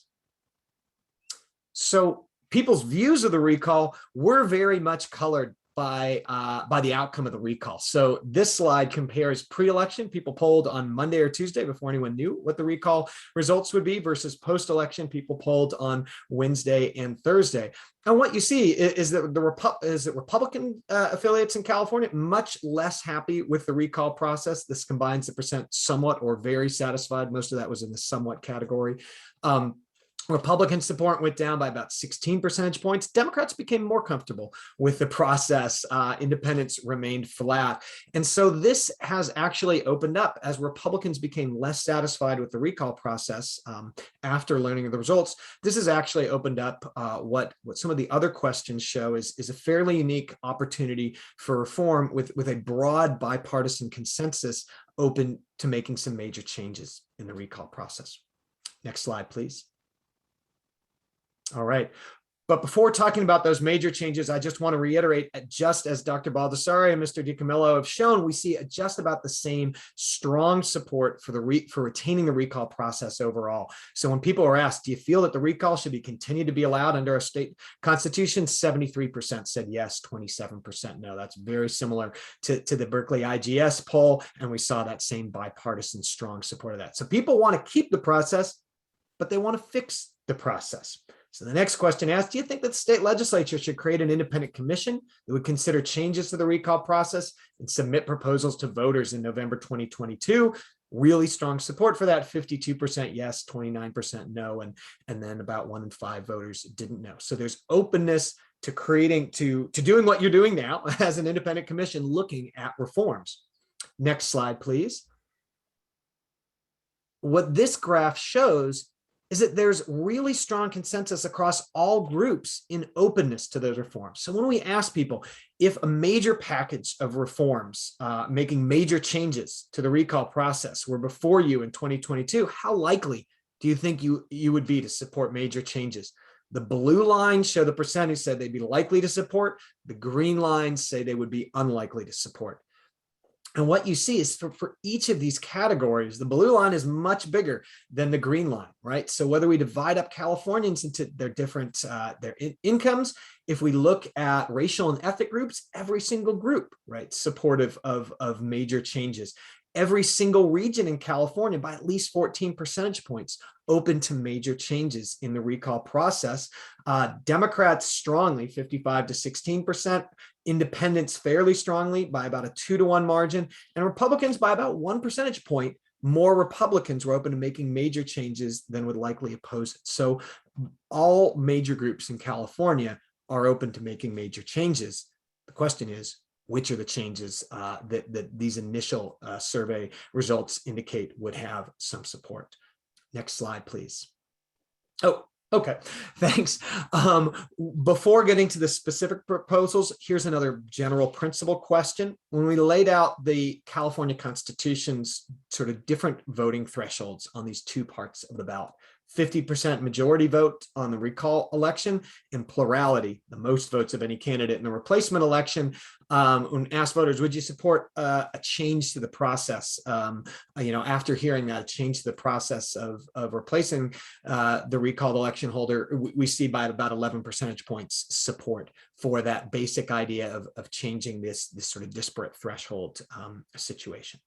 The last slide goes through each of the 8 major changes, showing that there's support for many, but lack of support even now for some of the ideas that have been in circulation.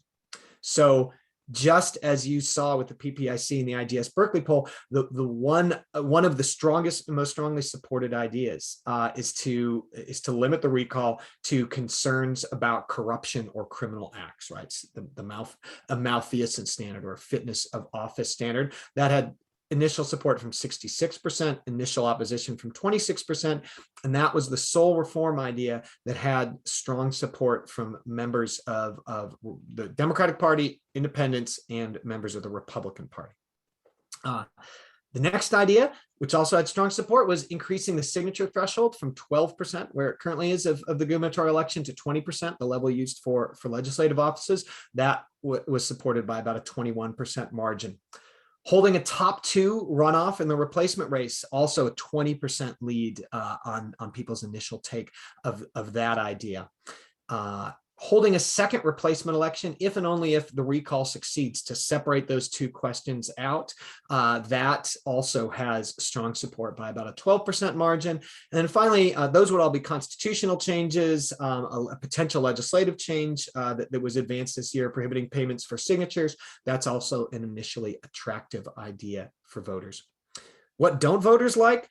Well, they don't like, or they are lukewarm on the idea of replacing a recalled governor automatically with the lieutenant governor. That had 43% support and 41% opposition.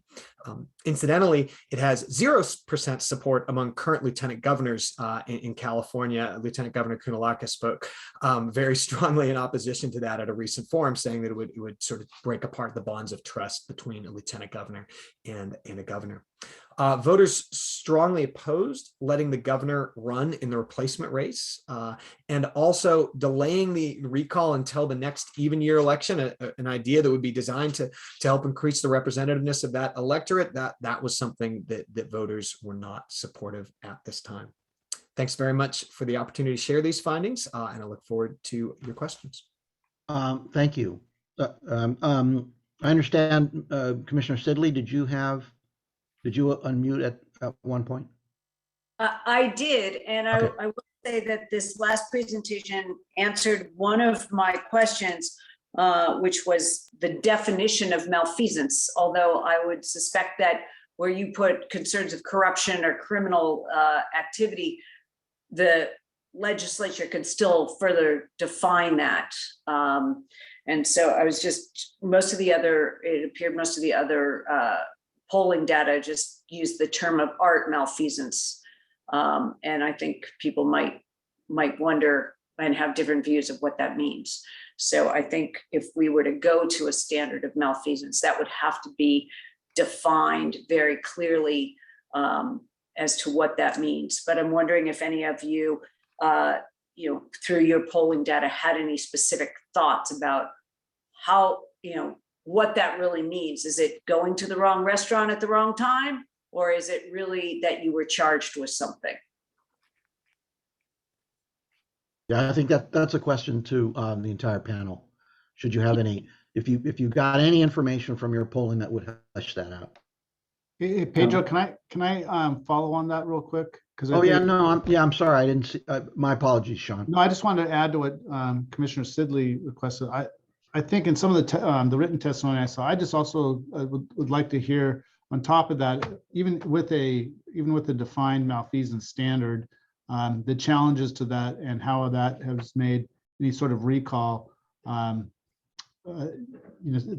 those types of recalls then are put in flux because of the challenges to what is malfeasance and then lawsuits being filed.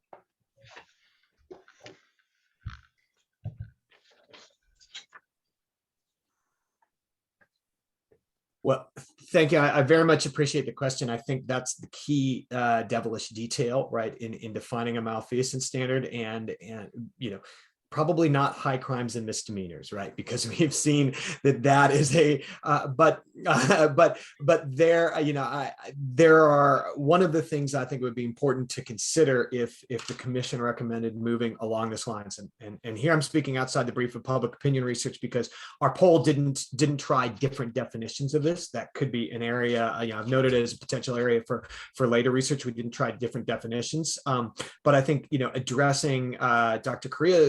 Carrillo's concerns about whether this would effectively smother the recall with legal challenges, and why it is not used in other states, right? It could be that the states that require a malfeasance standard don't use it as often as California, simply because voters are, once they've heard that standard, are less willing to either sign a recall petition or to vote for and enact recalls. And in that way, I think this could be this is just a way that helps voters all come to a common understanding of how one tool of direct democracy could be used. Or if it turns out that there are many recalls placed on the ballot taken off by judges because of what is a crime, what is a criminal concern, then that would be a way of disempowering voters. So I think that key difference could help understand where this reform would be coming from. I don't have any public opinion data on this topic, so sorry I don't have any information to share on that. No problem at all. I was just, because if we were to consider that, obviously we need to get into what that actually means. Sure. I have a couple other questions actually that may not be for you, but this is all the opportunity to raise it.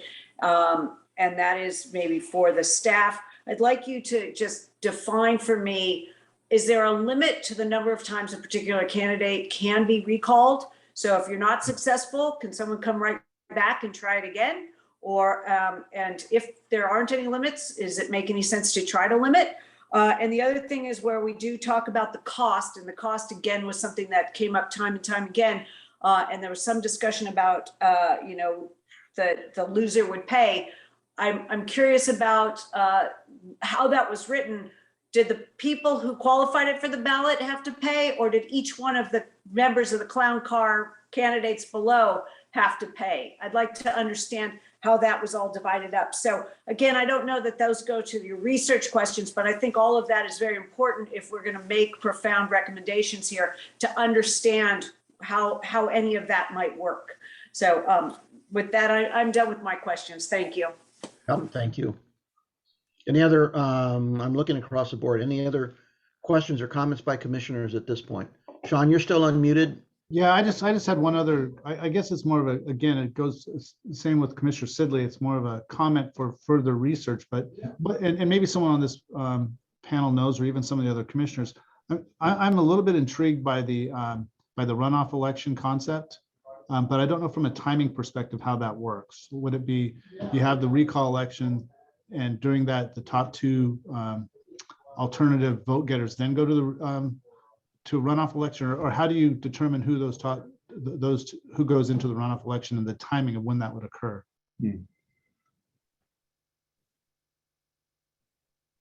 Yeah, it looks to me as though that's the sort of question that staff is going to have to uncover from taking a look at other models. Ethan, you're unmuted. Yeah, well, Commissioner Werner, we can look into that. Obviously, there are various proposals for how to handle it. You can handle a top two runoff. You can use ranked choice voting to have a what is in effect an instant runoff, if you will. You can allow a plurality winner if you want. So, but we can further research those options and give you more details on those.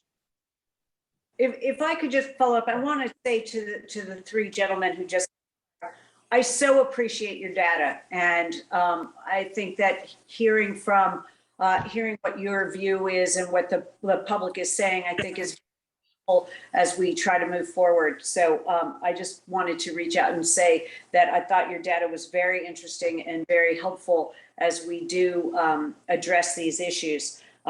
You know, and to Commissioner Varner's position, time is very relevant to, you know, a lot of discussion with this particular recall for the governor is, why don't you just wait till the next election? Well, you know, I look at the issue of where Donald Trump was impeached after he was actually out of office because people felt they had to do it.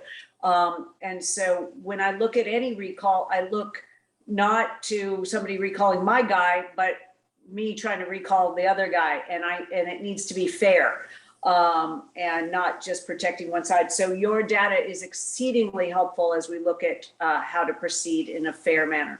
So thank you. Thank you. I've got, in terms of the lineup, Commissioner Byer was unmuted, and then I have Commissioner Aroner. I'm good. Thanks, Pedro. All right, thank you. Commissioner Aroner. That let Jenna's question or her comment just gave me a thought.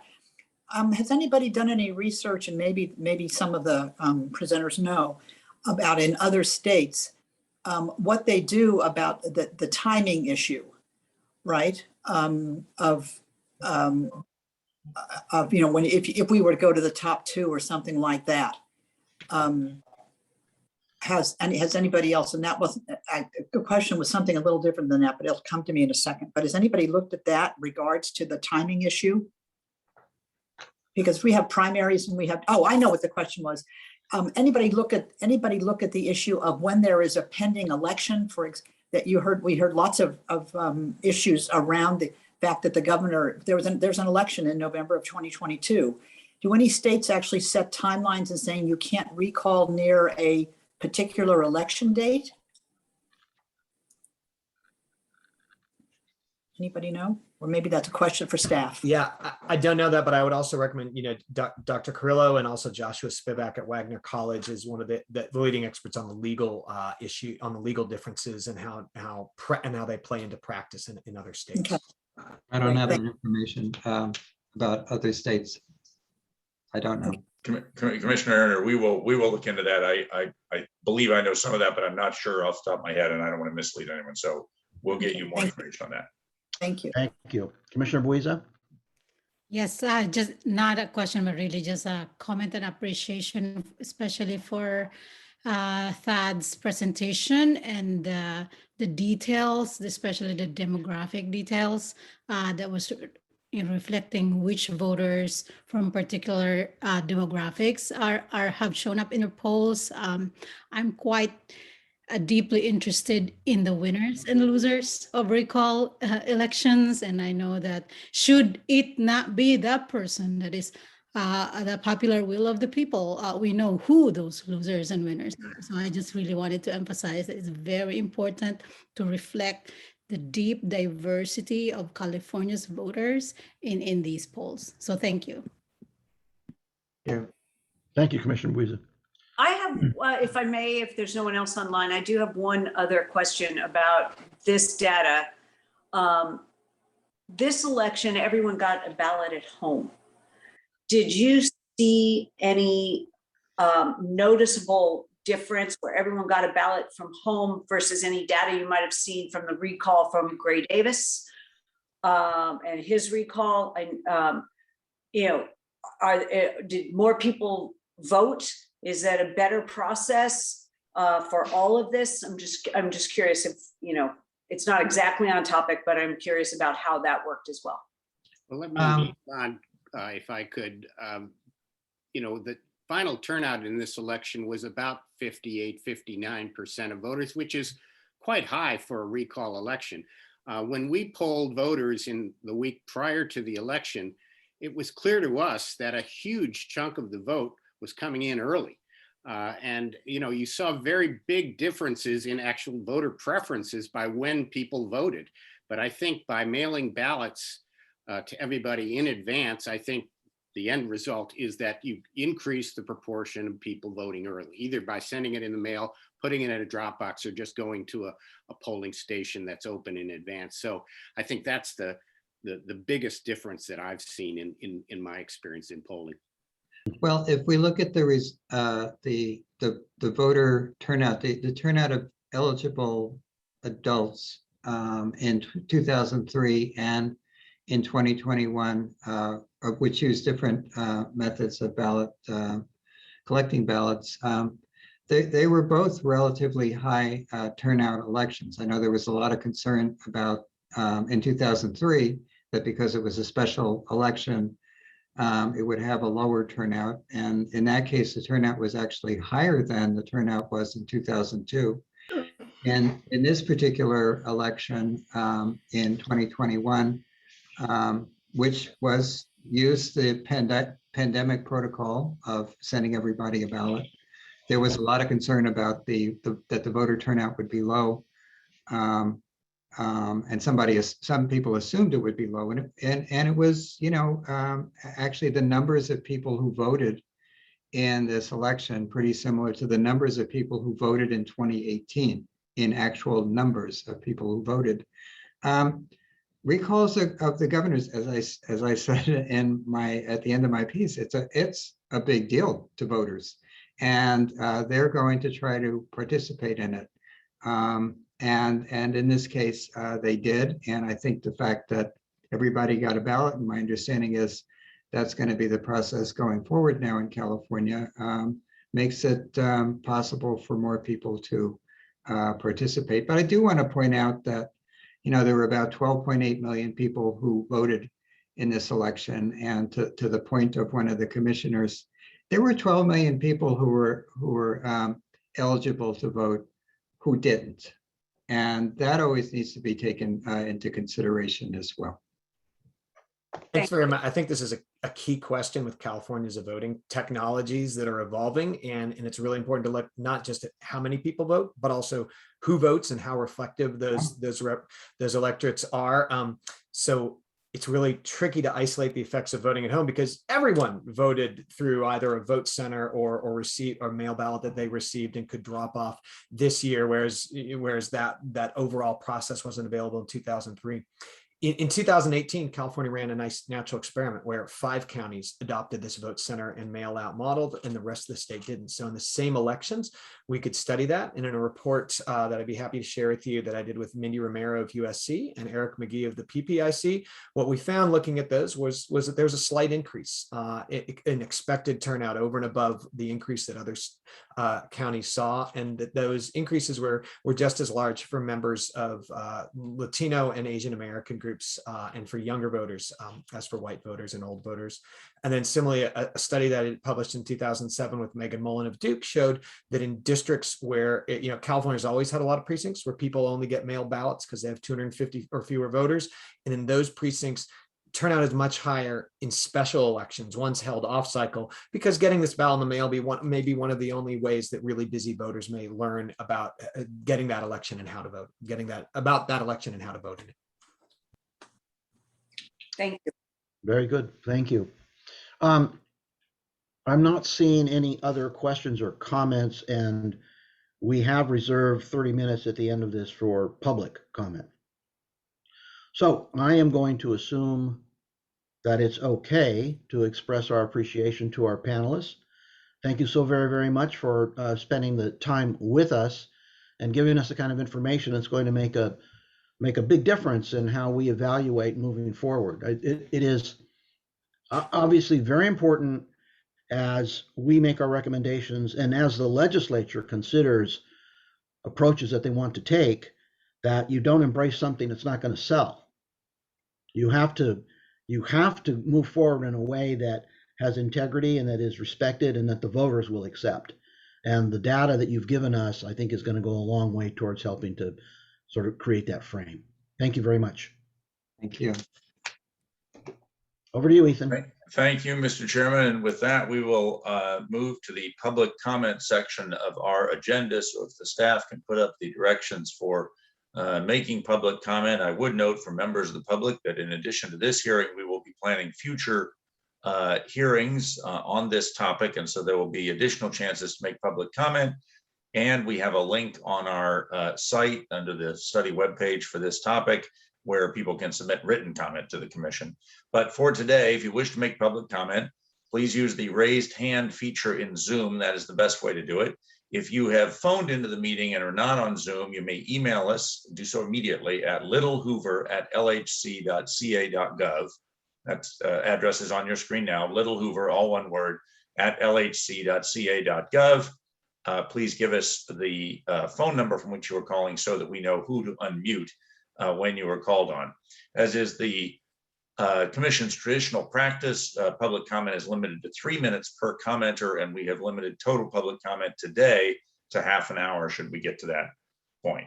So please keep your comments to 3 minutes. And with that, I will, and I might mention also for members of the public who are making public comment, you will be audible to the commissioners, but they will not be able to see you. So this will be audio only. They will be able to hear you, but not to see you. With that, I'll ask staff if they can identify the first public commenter, please. Great, thank you. We're going to start off with Mike Feinstein. Mike, I'm turning on your ability to talk. Great, thank you. Mike Feinstein, I'm a former mayor and city council member in Santa Monica, a co-founder of the Green Party of California. And as context, I voted no on the recall and yes on the Green candidate, Dan Capelevitz. First, the replacement election should be conducted by ranked choice voting, not top two. Top two is a terrible idea as a runoff. There's all the problems with vote splitting and a random effect of who ends up in the top two. Maine already uses ranked choice voting for statewide elections. Alaska just adopted it. They're no smarter than we are. Number two, the replacement election should be on a separate later date because you will get a better range of quality candidates and the cost of our democracy is worth it. In the current system, we know there's a disincentive for quality candidates from the same party as the targeted member to run. Furthermore, any top two runoff in a same day election means you're going to have only a top two runoff from a limited range of candidates.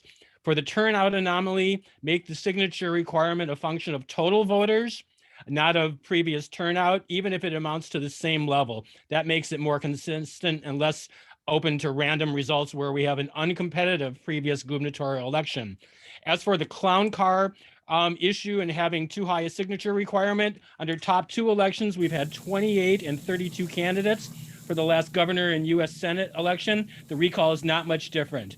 But I want to call your attention largely to the cause of recalls being stuck in the lack of a multi-party democracy in California, the lack of ranked choice voting for statewide office.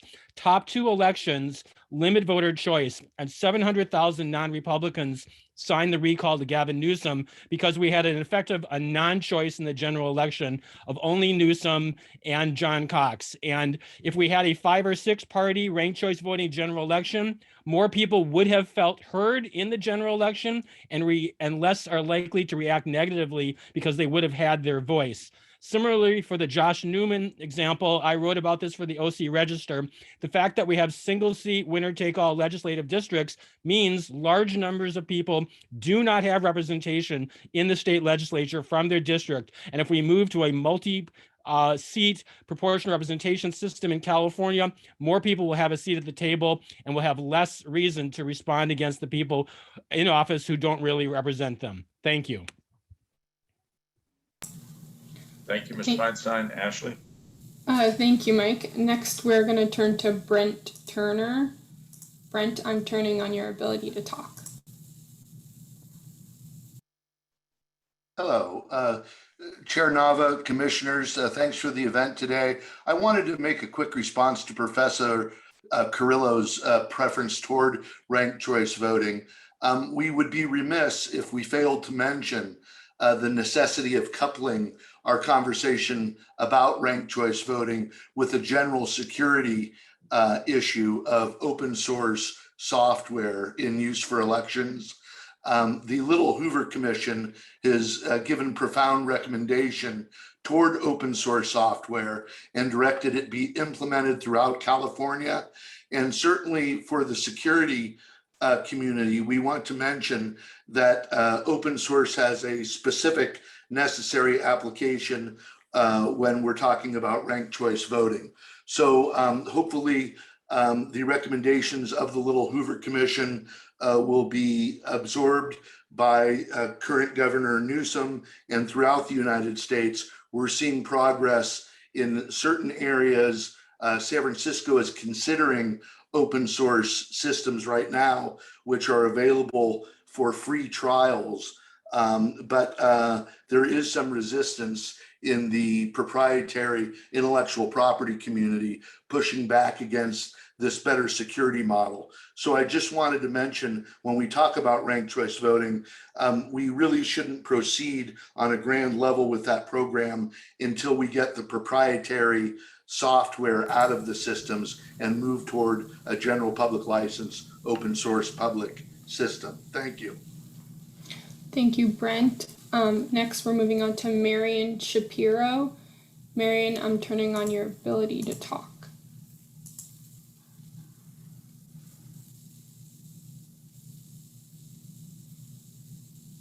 Hi, can you hear me? Yes, we can. Okay. I am so impressed with what I've heard this morning. The data presented was extremely interesting and helpful.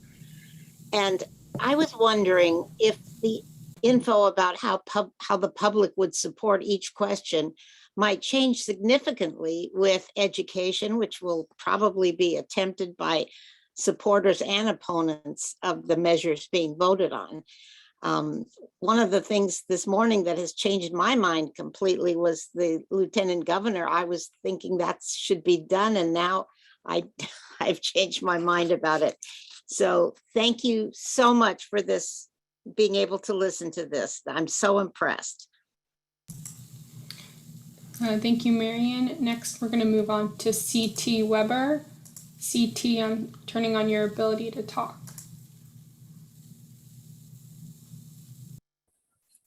Yeah, can you hear me now? Yes. Okay. Yeah, my name is C.T. Weber. I'm the Peace and Freedom Party of California's legislative liaison to the Assembly. I'm glad we're moving into getting into nonpartisan issues now. I think it was mentioned earlier, there was talk about bipartisan.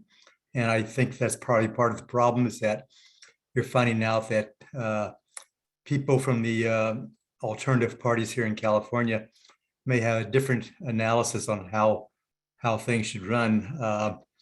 I do have to say that I did send some information to Ethan that Peace and Freedom Party had taken a position on once the governor's position is vacant, whether that be through death or by recall, that the lieutenant governor would step in. I was impressed by Dr. Carrillo's arguments. So the other thing that we did send in also was that ranked choice voting is something that would save us lots of money.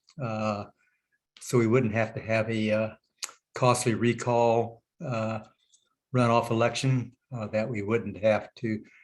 And for example, maybe a candidate who is in third place is actually preferred by a number of candidates. So it opens up the options for people. So I think that ranked choice voting should definitely be considered. It's an issue that's kind of like sweeping the nation right now. Almost nearly 24 cities in Utah have now adopted it. We have several cities in California that have adopted it. New York City just adopted it and used it in their last election successfully. And I think you're going to see that move forward as one of the issues we should use now. And I hope that you'd give that serious consideration when you talk about reform. The other thing that I wanted to mention is that I agree with the doctor that we should not make these more complicated. People want the ability to recall officials, and so we don't want to make that more complicated, because as it is now, only the really rich or well organizations that have access to money can really qualify initiatives and recalls. And we'd like to open it up so that poor people can also participate. So those are my comments. Thank you. Thank you, CT. Next, we're going to move on to Karen May. Karen, I'm turning on your ability to talk. Thank you. I also very much appreciate all of the polling data and the theoretical perspective as well, but also have to echo one of the commissioners that I think I think we just cannot ignore the recent trends, recent national trends to kind of disenfranchise underrepresented voters and under-resourced voters. I just think that the historical data of 30 years ago, we're just not in the same environment. And I do believe that there is an asymmetric use of these tactics that are evading our regular democratic process and exploiting the turnout differentials that I think it was Commissioner Min that was mentioning. So in that context, I think it's really critical to separate the candidate choice from the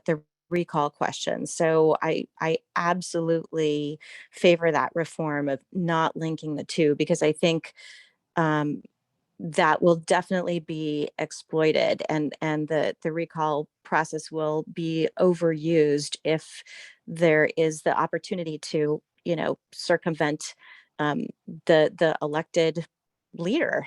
So with that said, if the two questions are separated, then I also do favor the ranked choice process. I think it's just going to be a more accurate reflection of the electorate's desires.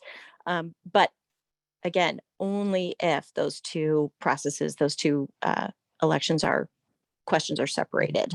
So interested to get your thoughts on that. Thank you, Karen. Next, we're going to move on to Anne Rosenweg. Anne, I'm turning on your ability to talk.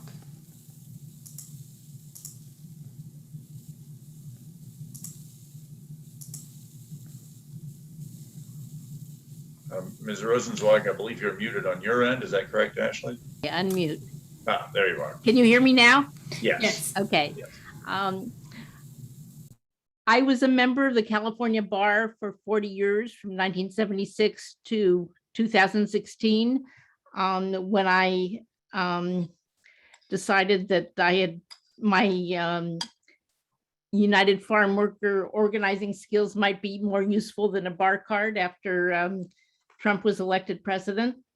and wanted to say a couple things. I spent most of my career as a labor lawyer. I was the sole attorney for the labor commissioner in the San Jose office for 17 years, handling cases involving wage claims for workers in high tech and farm workers in the Salinas Valley.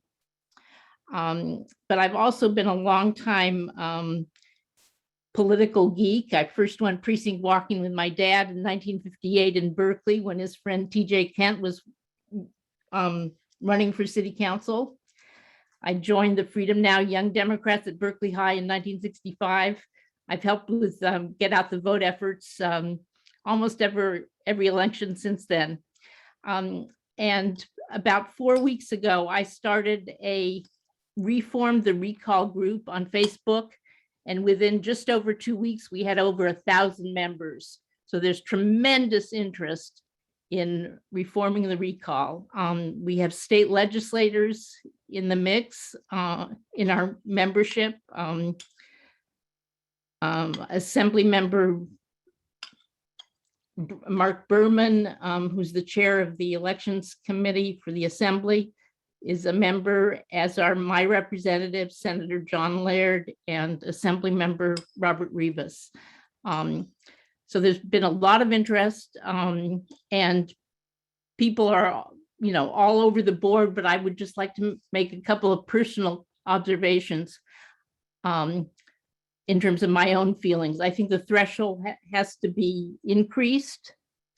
I think recall should be only for malfeasance, not for policy differences. And I do favor rank voting election for instead of a more costly later runoff election. I think that's the best way to go, but that's my personal feeling. But I invite anybody on Facebook to join our Reform the Recall group to keep the discussions going. And I really appreciate this forum. Thank you. Thank you, Anne. We currently do not have any additional requests for public comment on Zoom and on email. Okay, thank you then. Ashley, Mr. Chairman, I think we can close public comment then. There's my warning bell for 3 minutes from Ms. Rosenblatt. Mr. Chairman, if I may, I will just take this opportunity before you close the hearing to mention that we are working to schedule future hearings on this topic. As the commission knows, we've done this rather quickly after the election. We have invitations pending now to elected officials, to other academic scholars, voter advocates, and others.